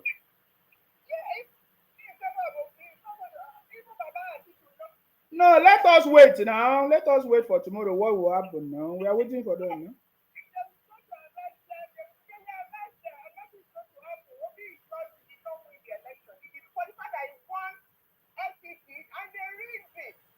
What they did in Lagos and what they did in FCC. They rigged it, and everybody knows that they rigged the election in FCC. They were buying votes, giving people money and all this here. You know, everybody travel out to their different places to go and vote. But the Igbo, they don't have anywhere to travel. All right, I have to let you go. I don't have much time. Yes. Thank you very much. Oh, God. I don't have much time. I have just 4 minutes. I can see another call here.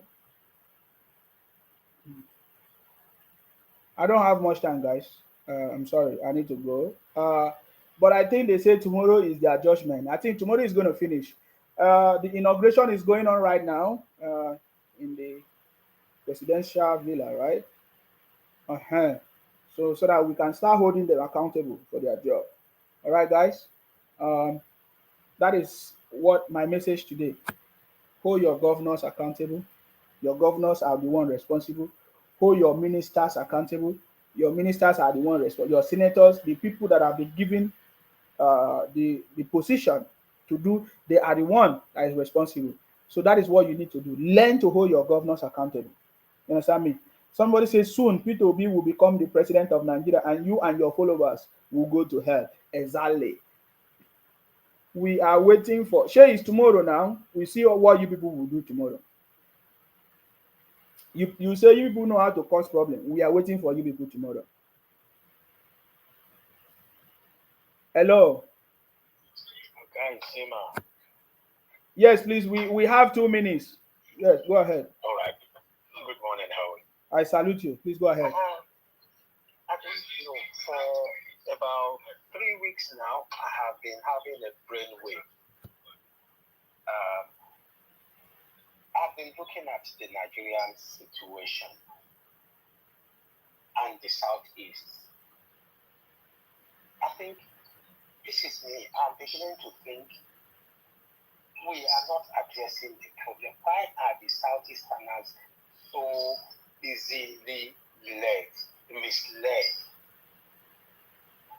If we talk about poverty, there are more poverty in the north and in the southeast than it is in the southwest than it is in the southeast. If we talk about education, there are more educated people in the southeast than there are in the north. Maybe at par with southwest. But why are they easily led? Ojuku came, he did what he did. Wazuruke came, he did what he did. Kano is doing this now. EPA is riding on it. I think we, as Nigerians, should have a brainstorming as to why are the Southeasterners easily led. Because it's a canker worm. It's a cancer that is eating so deep into the fabric of the Nigerian society. 1966, it was there. That led to 1967 up to 1973. 1999, it was there. I am not saying there are no agitations within the Southeast. by the Southwest, there are agitators. In the North, there are people who aren't happy as well. But why are the majority of the Southeasterners easily led into harms, into committing grievous things, even against their people? You see, my head became this bloated when I saw people eating human flesh. You know, we were told those stories that during the Civil War, because there was hunger, there was food blockage, they resulted to that. But there are no hungers now, there are no food blockage. What led to that? So I think it's high time Nigerians begin to ask the question. Wait, are you saying that people were eating human flesh before, during the war, because there was no food? That's what they say. Yes, Jesus. that was the story we had. That because of the famine, because there was food blockage to the east during the Civil War, and they were hunger, so they resulted to eating human flesh. In the east? Yes. Wow. That was story then. That was the story then. But in recent time, we have seen it happen again. Have you noticed, Isima? It's all on social media. We've all heard of it. The JD talked about it. Everybody talked about it. That they are killing themselves and eating their flesh. Wonderful. So we need to ask this question. I think we need to ask this question. I don't want to waste your time, but I just want to put that out there that let's us begin to have this thought about why are the Easterners, the Southeasterners easily led into committing atrocities. What is leading to it? What are the causes? Because whatever cause they say it is not predominant to them, it's not peculiar to them, it's a Nigeria problem. Thank you, Isima. Thank you very much. That is food for thought. We'll talk about it in detail. Thank you very much, sir. I appreciate you. All right, I'm giving the number to Anyi Dons. You say you want to call me. I put the number on this on the stream. If you want to call Anyi Dons, I can see you. If you want to call, yes, the number is there. If you want to call now, because I was about going off.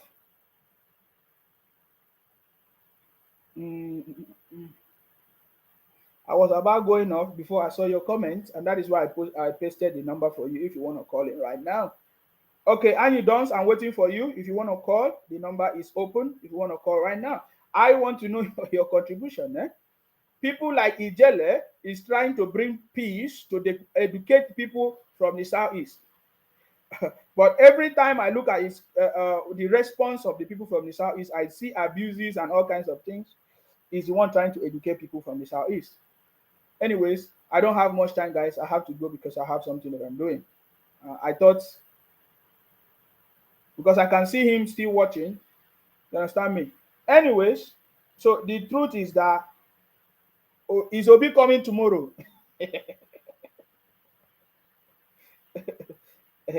We are waiting for Obi tomorrow.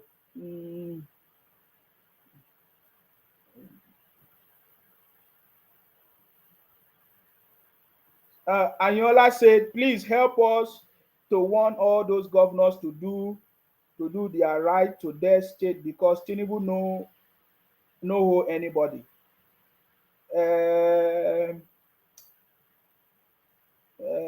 What is that? Okay, so that is it, guys. Hold your governors accountable. They are receiving a lot of money, federal allocation, 3 times of what they used to receive before. The government have given them palliatives, 5 billion, trucks of rice, 2 million cash, lot of money. So hold your governors accountable. Go and ask them, what are the plans that they have designed to help to develop the state? Because the federal government will never come to develop your state. State like Anambra, we should be expecting Anambra to be the best, because Anambra, a professor, is the governor of Anambra State. If you go to Oka today, Oka do not even look like the capital city of Anambra. But we have a professor who is the the uh, the governor of Anambra. And you know, our brother called, the last caller that called, he said that there are more educated people in the southeast.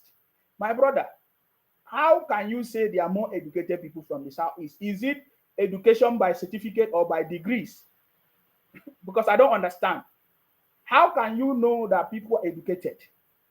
Can you, if you want to talk about comparing education all over the world, where is people educated? If you want to say the people in the UK they are more educated, they have technology. Can't you see the difference? If you are talking about the US, where there is education, if you are talking about the UK, where there is education, you will see technology, you will see good life, you will see good leaders, you will see leadership. That is where education is. When you say Southeast is educated, what educated where?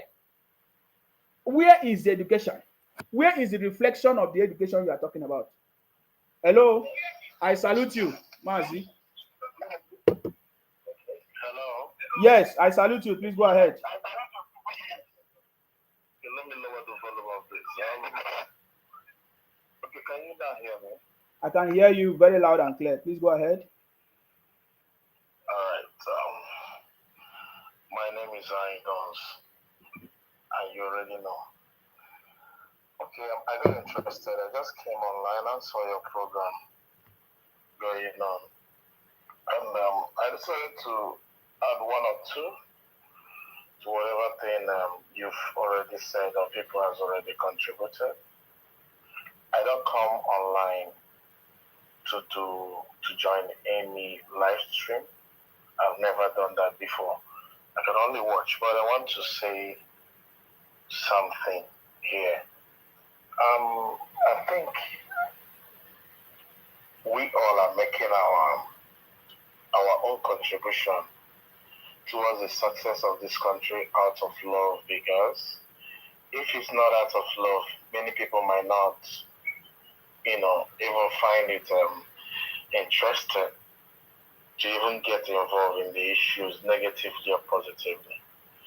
So I believe that if anybody is trying to contribute anything, whether on the positive side or on the negative side, it's still because of the person is interested.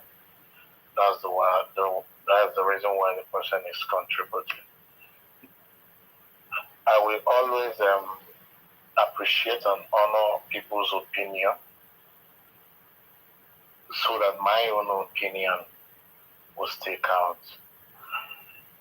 I think in the Nigeria we are now, it has gotten to the point whereby the problem we're facing every day is bigger than what religion did you come from? What tribe did you come from? What language do you speak? Who you are. At this point, anybody that's volunteered and looks like he has the capability or the plan to fix Nigeria, that person should be seen as the biggest blessing, because I don't think paying somebody to fix Nigeria will even work, because at this point it needs more than extraordinary intervention to save this country. At this point, what will still happen in this country, from the point I'm looking at this, is still looting. Because many people might not be seeing it from the angle I'm saying it. The rate at which begging became a profession in Nigeria for the past 8 years till now, the rate at which it keeps increasing, the rate at which people are not in jobs, the hopelessness, what people do these days in order to survive in this country It's not all about the tribe, the language, or your religion. It's quite alarming and it's disturbing. The rich is not comfortable, the poor is not comfortable. The normal, or let me say the normal people, you're not rich, you're not poor, you're just normal. You are not comfortable. Nobody is comfortable. Nobody knows what's going to happen next in the country we are in.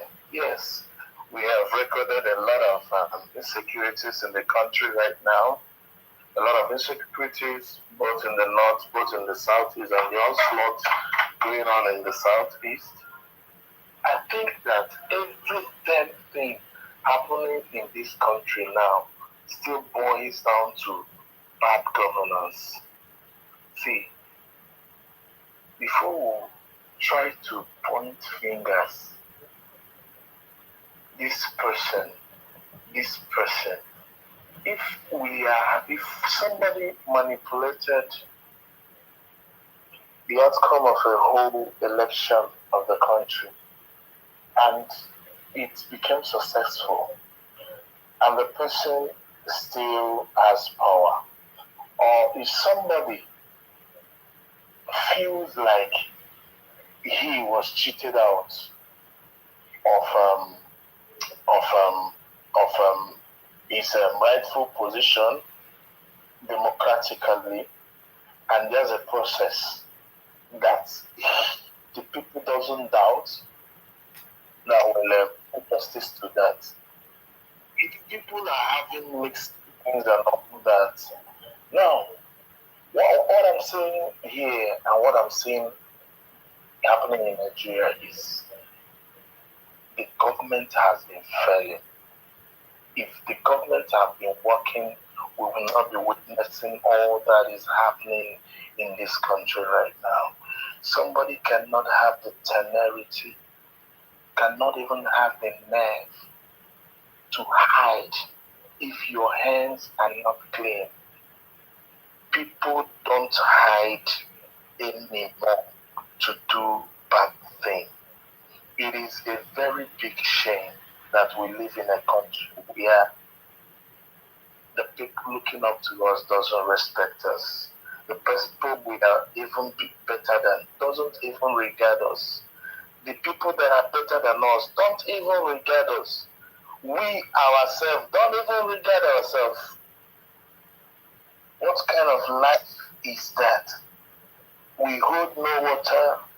Anywhere we go, mention where you come from, your value reduces immediately.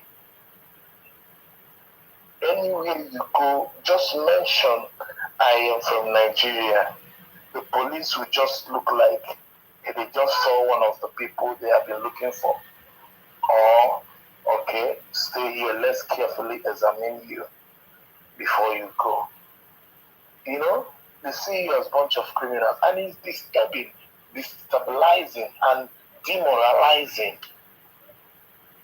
It's not all about what people go chasing about, you know, just place the bill on my room, okay?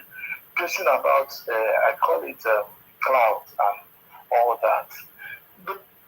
The main priority of this country right now is to have a government that will work. Is to have a government that will work. Let me tell you, the political or the class that are in government right now knows that they cannot do anything to salvage the situation. All they want to do is to collect the ones they can collect. Worst comes to worst, when they have sold this country to the people they are selling it to already, then anything can happen. By then, they have secured their own future and their family elsewhere. That's why they are seriously and busy buying up properties outside the country. So when it go red, they go kukuma carry their families to those places. So whatever thing that is happening now is bigger than who is coming into power, who has power, or who it is not working. And again, if you must come into public space to hold an office, you must also have a questionable character, no matter what. Because I cannot be guilty and prosecute another person that is guilty of the same crime that I'm guilty of. How can I do that? That's why people blackmail people into being criminal. I have something on you. You must do my bidding.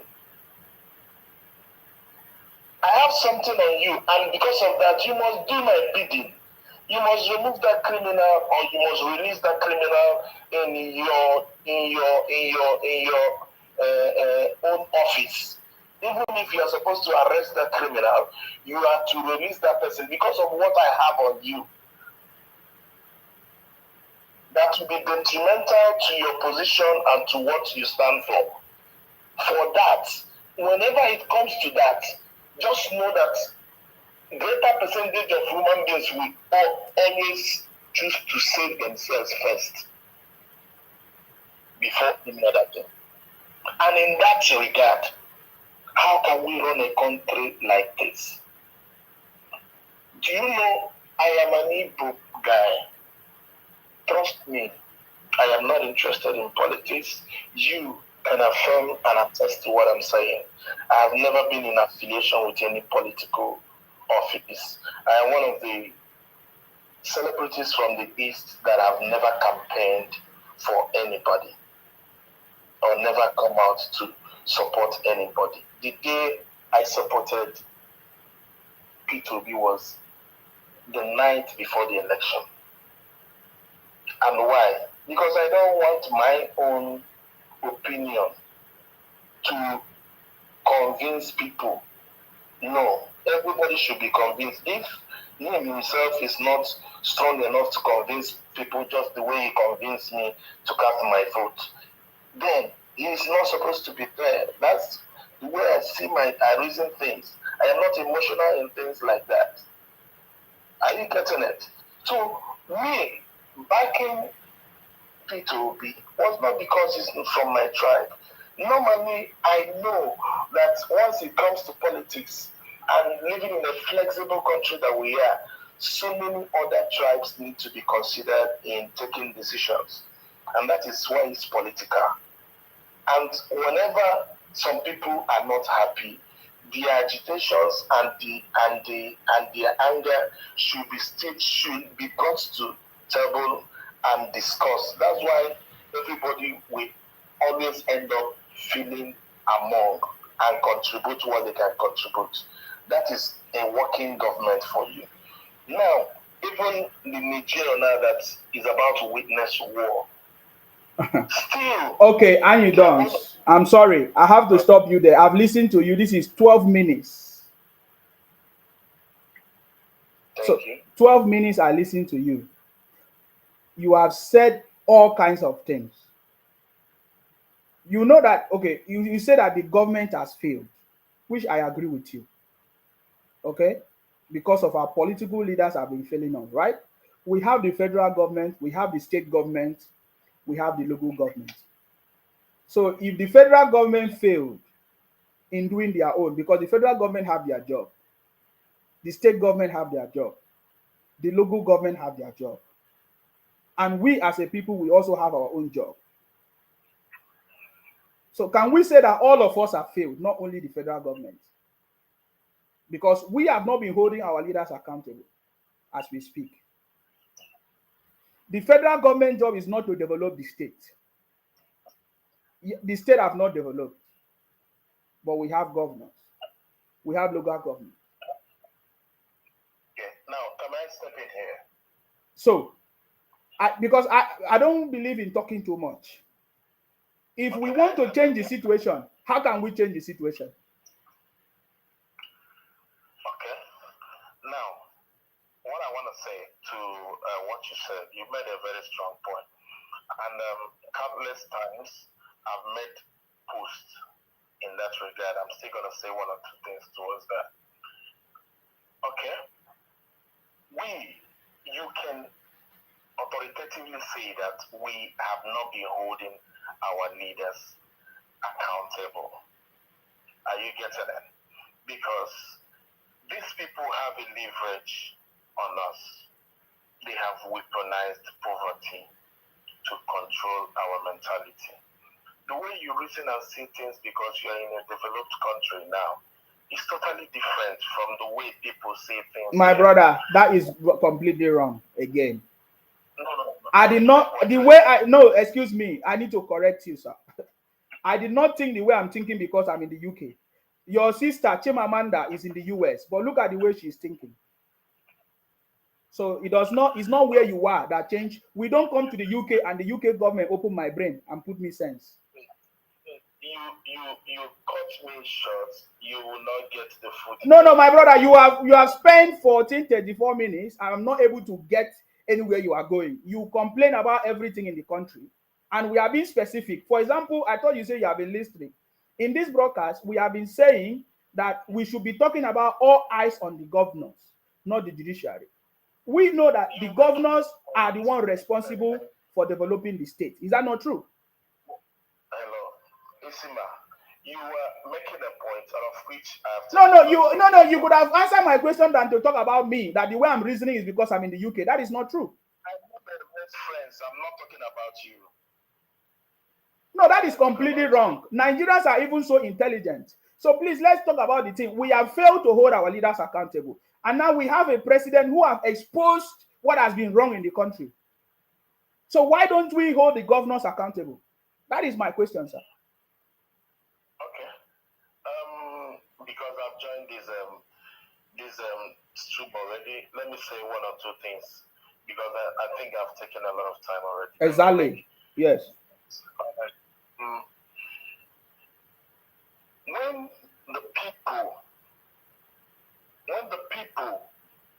When I said they have weaponized,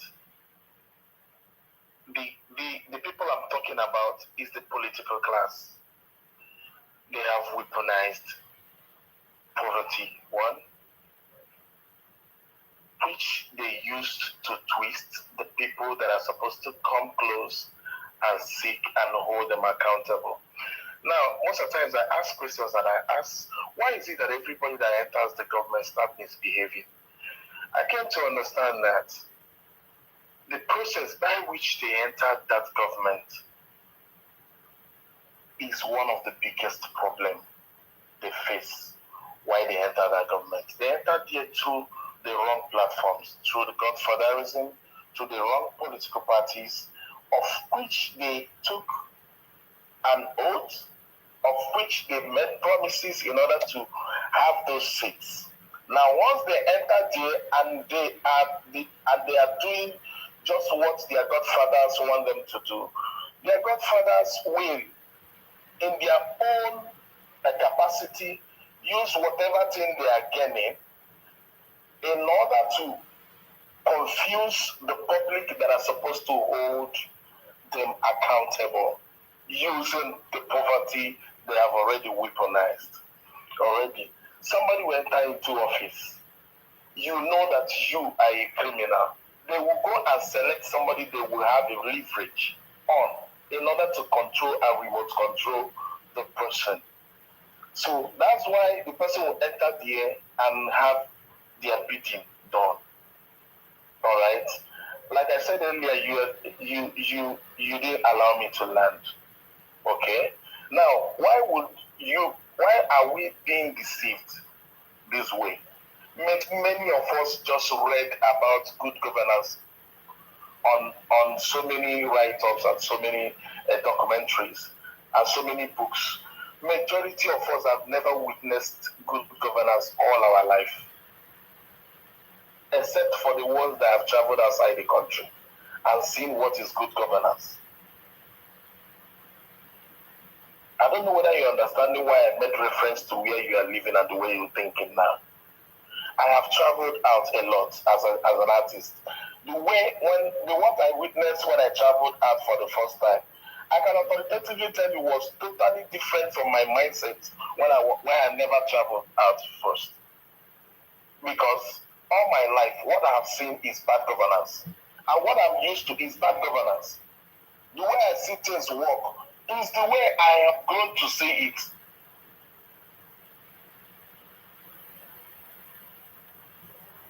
All right, my brother.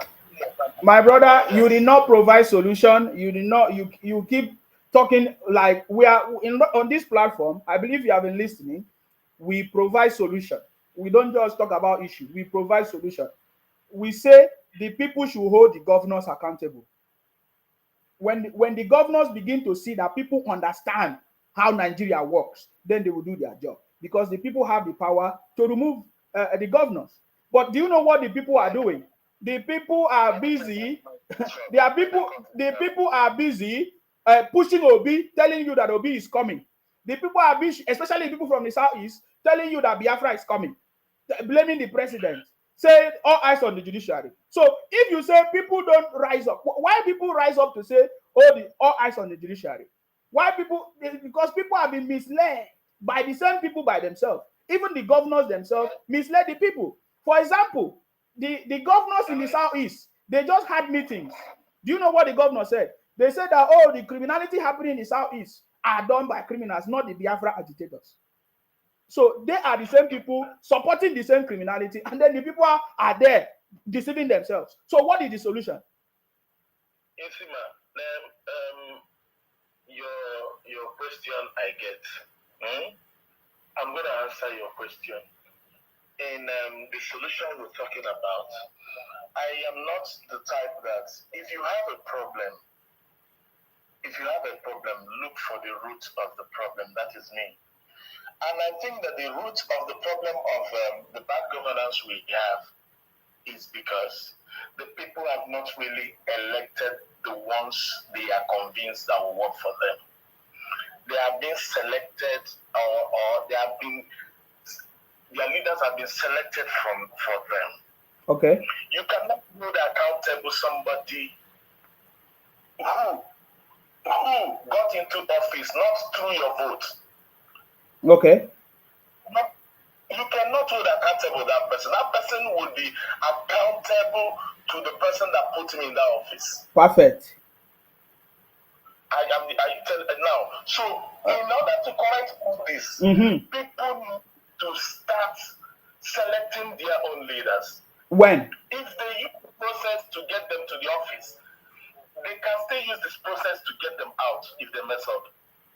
But if you use a veto power to get somebody into office, how can a normal person fight the veto power? So you are telling me that the governor in Anambra State was selected? Now, if you meant this very point, I can see it that maybe you want to expatiate on another narrative that maybe I am yet to understand. But I came into this topic. My brother, you didn't even you just keep talking different things. You are not solving it. You just finished talking without solving the problem. You know me well. I don't talk anyhow. I talk to people that are wise, that can fix words and understand my words. Okay, so what do you hope to achieve in your conversation today? What do you hope to achieve in your conversation today? What I've achieved is this. First of all, is to make you to know that I am watching your live video, one.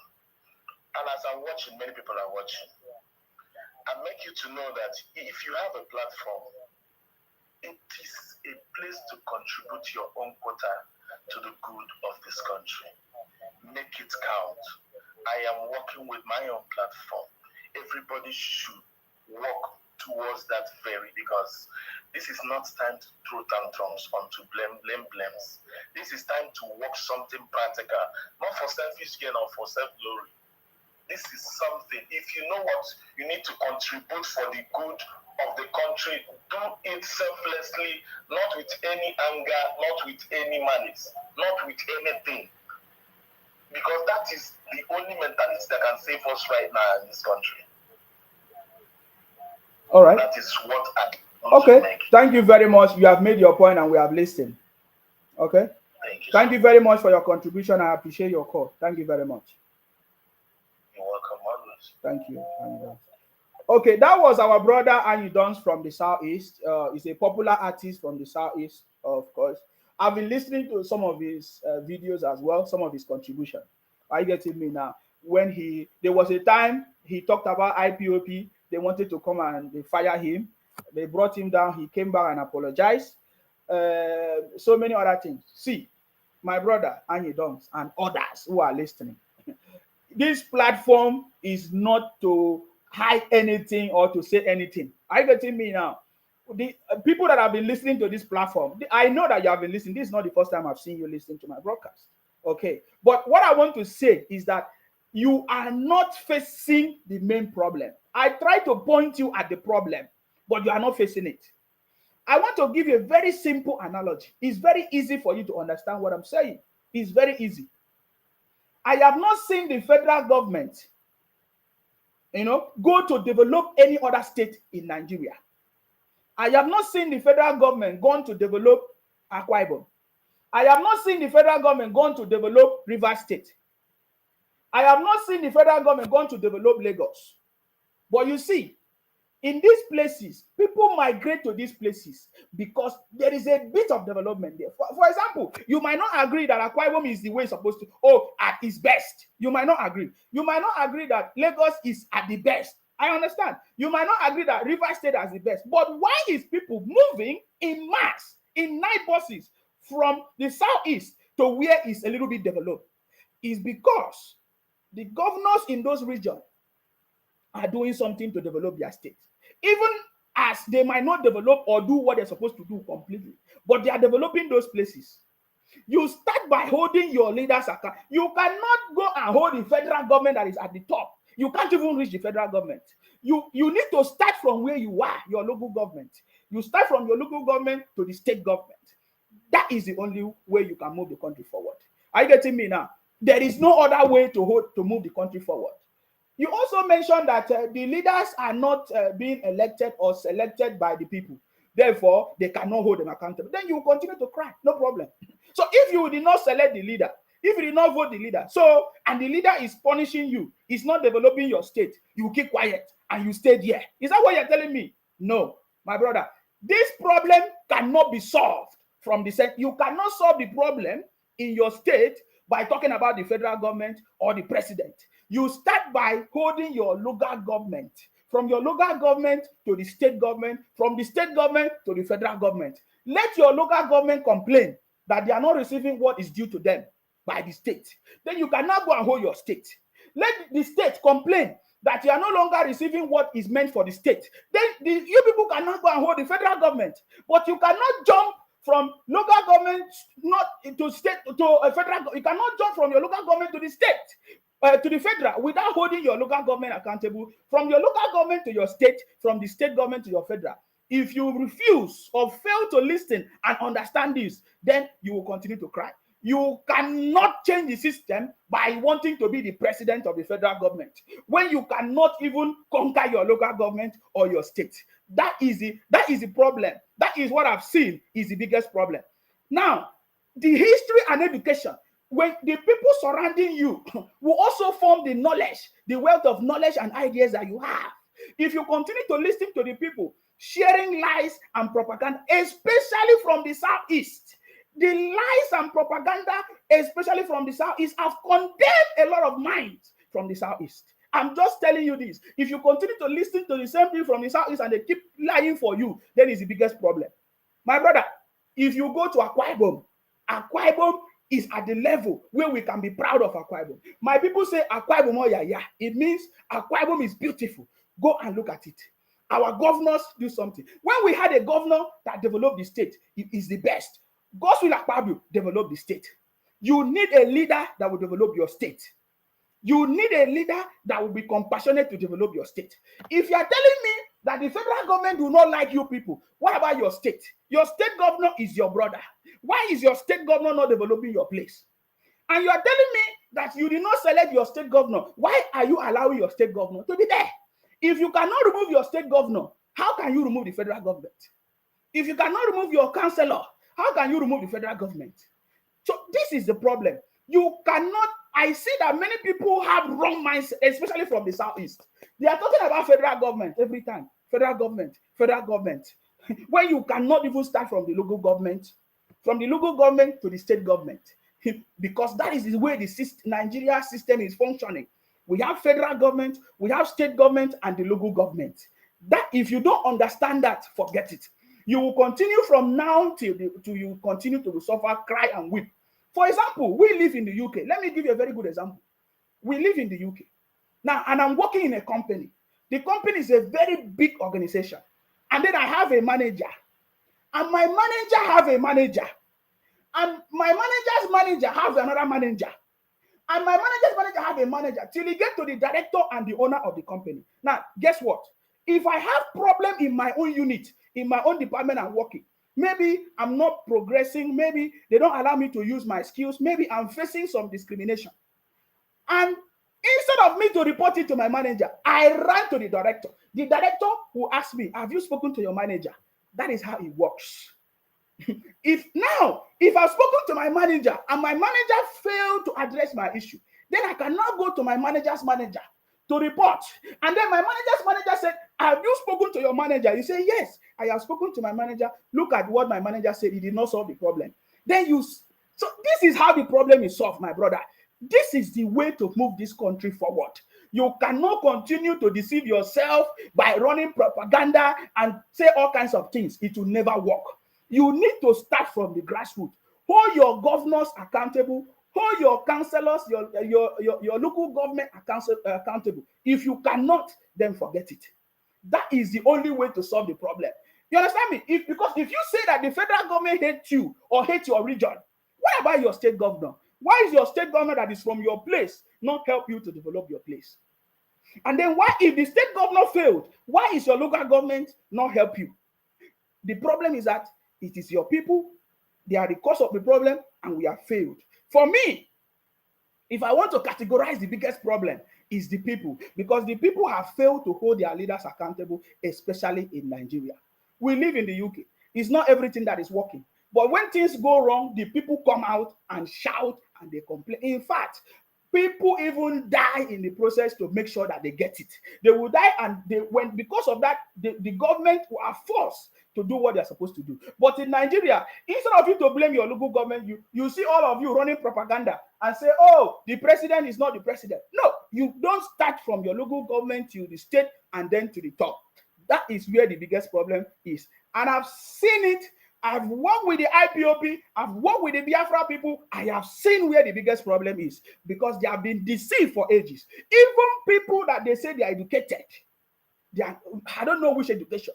Maybe they're educated by degree and paper, nothing else. They don't have the right information to help their people and to help their people to come out of this misery and their thinking mindset. How can you believe that when you have your own nation, you'll be free? How can you believe that when you have your own nation, that things will be working? When you already have your nation, you already have your region, your leaders, you can't choose your leaders as you claim, and you can't hold your leaders accountable. My brother, that is where the biggest problem is. The day you will start holding your leaders accountable, that is the day you'll be free.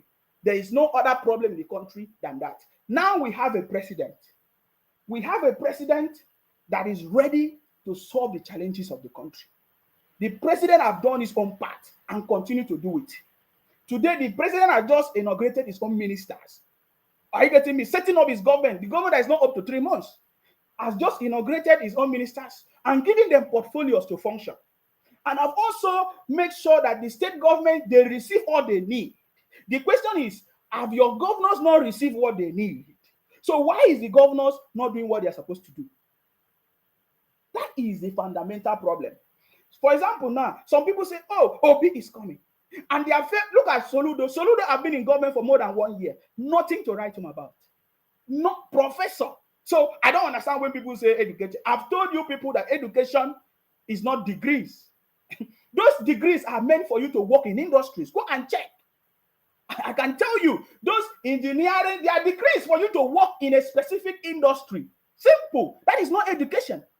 That is not education. Education is when you know who you are, your true identity, know your history, and know the politics surrounding you. That is the true education. I don't see it in the Southeast. I have not seen true education in the Southeast. What I only see are criminals deceiving their brothers and sisters with fake propaganda and all kinds of lies. Every year, every generation, we keep on seeing it. We listen, and then there's nothing to write them about. That is the biggest problem. Are you getting me now? Now, somebody say, oh, Obi is coming, that the court will declare Obi the winner. My brother, if the court declare Obi winner tomorrow, if the court declare Obi tomorrow, just know that I will shut down all my pages, so you will never see me on social media again. If the court declare Obi winner, how? Does not make sense. And there's something that Ayidons mentioned, which I did not. I only gave him opportunity to speak because I want to listen to him. I want to also listen to his mindset. You say if you want to be a leader, you should not have any blemish. And Ayidons say he supported Obi a night to the election. So is Obi do not have any blemish or what? I don't understand. So this is what we are saying. Is my brother, we misplace priorities. Misplaced priorities is what we are facing in this country. The youth supposed to be standing up right now to hold their governors accountable for the challenges that they are facing in the country. It is the governors. When one governor develop the state, one state, another one develop another state. That is how all the states will be developed in the country in Nigeria, and so Nigeria is developed. That is the only way. It is not the president that will go and do it. The president cannot do anything for you in your state. It is your governors. So the better you begin to understand that it is the governors that is responsible for the development of your state. And if your governor is not doing well, it is time for you to begin to question them or ask them questions. If you feel that you are not the one that elected your governors, then why are you allowing your governor to be there? Because they are the ones suffering. So that is my submission in that. I'm sorry, I've taken much time. I didn't have much time, but I respected Ayidons to give him that time because I needed to hear his conversation. But it's so sad that, you see, people don't want to mention names and face the root cause of the problem. My brother, as long as you continue to generalize things, you will never solve the problem. Mention the name. As an engineer, I was taught, you look at the root cause of the problem. What is the root cause of the problem? Bad leaders is what is causing the problem in Nigeria, in Africa. Everywhere. Bad leaders is what is causing the problem. So, which leader is close to you that you can hold them accountable? The one that is closer to you first.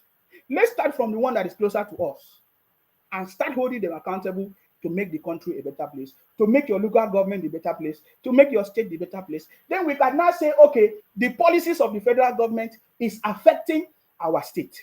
That is the way to do it. If your local government is working, if your state is working, and then maybe the policies of the federal government is affecting you, then you can now begin to ask questions that the policies of the federal government is affecting our state. We want to do electricity, yet the policy of the federal government is stopping you from doing electricity. We want to do our road, yet the policies is stopping you from doing your road. You want to do healthcare, then the policies is that is when you can complain. What are you complaining about right now? So this is the way to move the country forward. And on this platform, the City Boy movement, we will continue to educate people that want to listen. I cannot force you to get the information or to use it for yourself, but the information will always be available. Okay. For most people, for example, we started talking about the regional system of government, or was it on Saturday? And there was a presentation. I'm going to send those presentations to people that have registered on our platform. So you go and register it. The cityboymovement.org. Let me put the link. I can only put it on YouTube now at the moment. So if you're on Facebook, www.thecityboymovement.org. So you're going to receive a presentation of the regional system, and then you can look at it, because every Saturday we are talking about what is the best ways to solve the challenges of the country and to move the country forward. Some people are already suggesting regional government. Some are saying no, state government is the best. Some are saying we should hold our governors accountable. This is our contribution. This is the way to move the country forward. It is not by running propaganda and say, oh, this one is a drug dealer, do not deserve to be the country. Who is a saint? This one is a drug dealer, does not deserve to be the president. Who is the best? Who has not committed anything? No. So that is wrong. And you cannot say, oh, we want to have Biafra to get to make us better. You are just deceiving yourself. So wake up from your slumber. We want everybody to be carried. And I've said it before, as long as the people from the Southeast continue to be deceived by Biafra and some other things, you will continue to be at the level where you are. And some people are sponsoring it so that you will continue to be deceived. You don't know. The same way Obi was deceived, the same way all of you are deceived in the name of Biafra. That is my submission this morning. Hopefully, some people that needs to get it will get it. Of course, you know my name. My name is Akparawa Nsima. I'm from Akwa Ibom. Our job is to make sure that we continue to protect, fight to protect, in order to protect and to defend our land. That is our mission. That is our mission. Nobody from somewhere all far away from the east will come and claim Akwa Ibom and say Akwa Ibom is Biafra or is part of their criminality. No, we have our own culture. We have our own language.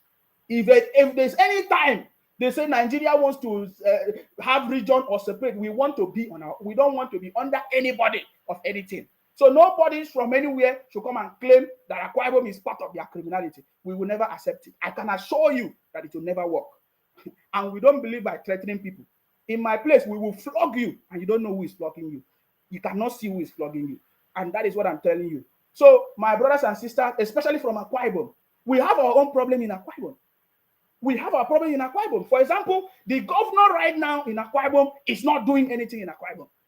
And our people are standing up right now to hold him accountable. The case is already in the court. And very soon, we are going to hear the outcome of it. Because we don't want somebody that will come and fail us. When Akpabio was the governor in Akwa Ibom, everybody can see it. Everybody knows about it. So today, Pastor Omoino, who is using fake identity as a pastor to deceive our people and make life difficult for our people. And we are doing something, if you don't know, some of you think I'm not talking about Akwa Ibom. Or the case is already in court. Akwa Ibom, we don't want Omoino because the man is not doing anything in that state. He's bringing us backward. We want something, we want somebody that will serve the interests of the people. That is what we are talking about. So you, what are you holding your governor? What are you doing? Go and hold your governors. Your governors is the cause of your problem. Your senators is the cause of your problem. The House of Rep, Federal House of Rep, State House of Rep is the cause of your problem. What are they doing? If they are not doing anything, you have the power to record them. You have the power to hold them accountable. That is what, when the people begin to know their right and hold their leaders accountable, they will not do anything. No leader in the UK or the US can do anything. Anyhow, the people will stand up to fight it, except they deceive the people the way they normally deceive it. But when the people discover it, you will see what will happen. That is the same thing. It's not going to be different. When Nigerians start holding their leaders accountable from their local level, then they will know that it's time for them to do what they are supposed to do. That is my prayer. That is what I want. I want everybody to know that their leaders is the cause of their problem. And the way to solve the problem is to start by holding their leaders accountable in your local government, in your state. That is the way forward. For now, we will continue to pray for our president, His Excellency, Asiwaju Bola Ahmed Tinubu, to be strong and healthy, for wisdom and understanding, to work with the right people, to choose the right people to work with him, to bring his policies and ideas to fruition. That is our prayers, because we know that the city boy is the last man standing, still standing with 10 lives. That is our prayers, guys. No weapon that is formed against our president shall prosper. No propaganda can bring him down. Instead of that, we will fight, because all of us, nearly 9 million of us, we voted for the president, His Excellency, Asiwaju Bola Ahmed Tinubu, to be there. That is what we voted for. So tomorrow, we will see the outcome of the court, just like they said. And then we will know the people that want to cause problem in the country, and will also rise up against evil people, propagandists, and people running propaganda. We are going to make sure that we fight them as well. You, as a patriotic Nigerian, we pray for you to be strong, to understand that it is time for us to hold our leaders accountable, starting from your local government to the state government and then to the federal. That is the way we can change this narrative. I pray for all of us to be alive in good health, to see this president succeed, and to enjoy this new government championed by our own president, His Excellency, Asiwaju Bola Ahmed Tinubu. May God bless you. May God bless our president. May God bless the Federal Republic of Nigeria, guys. Stay blessed until I come your way next time. Bye for now.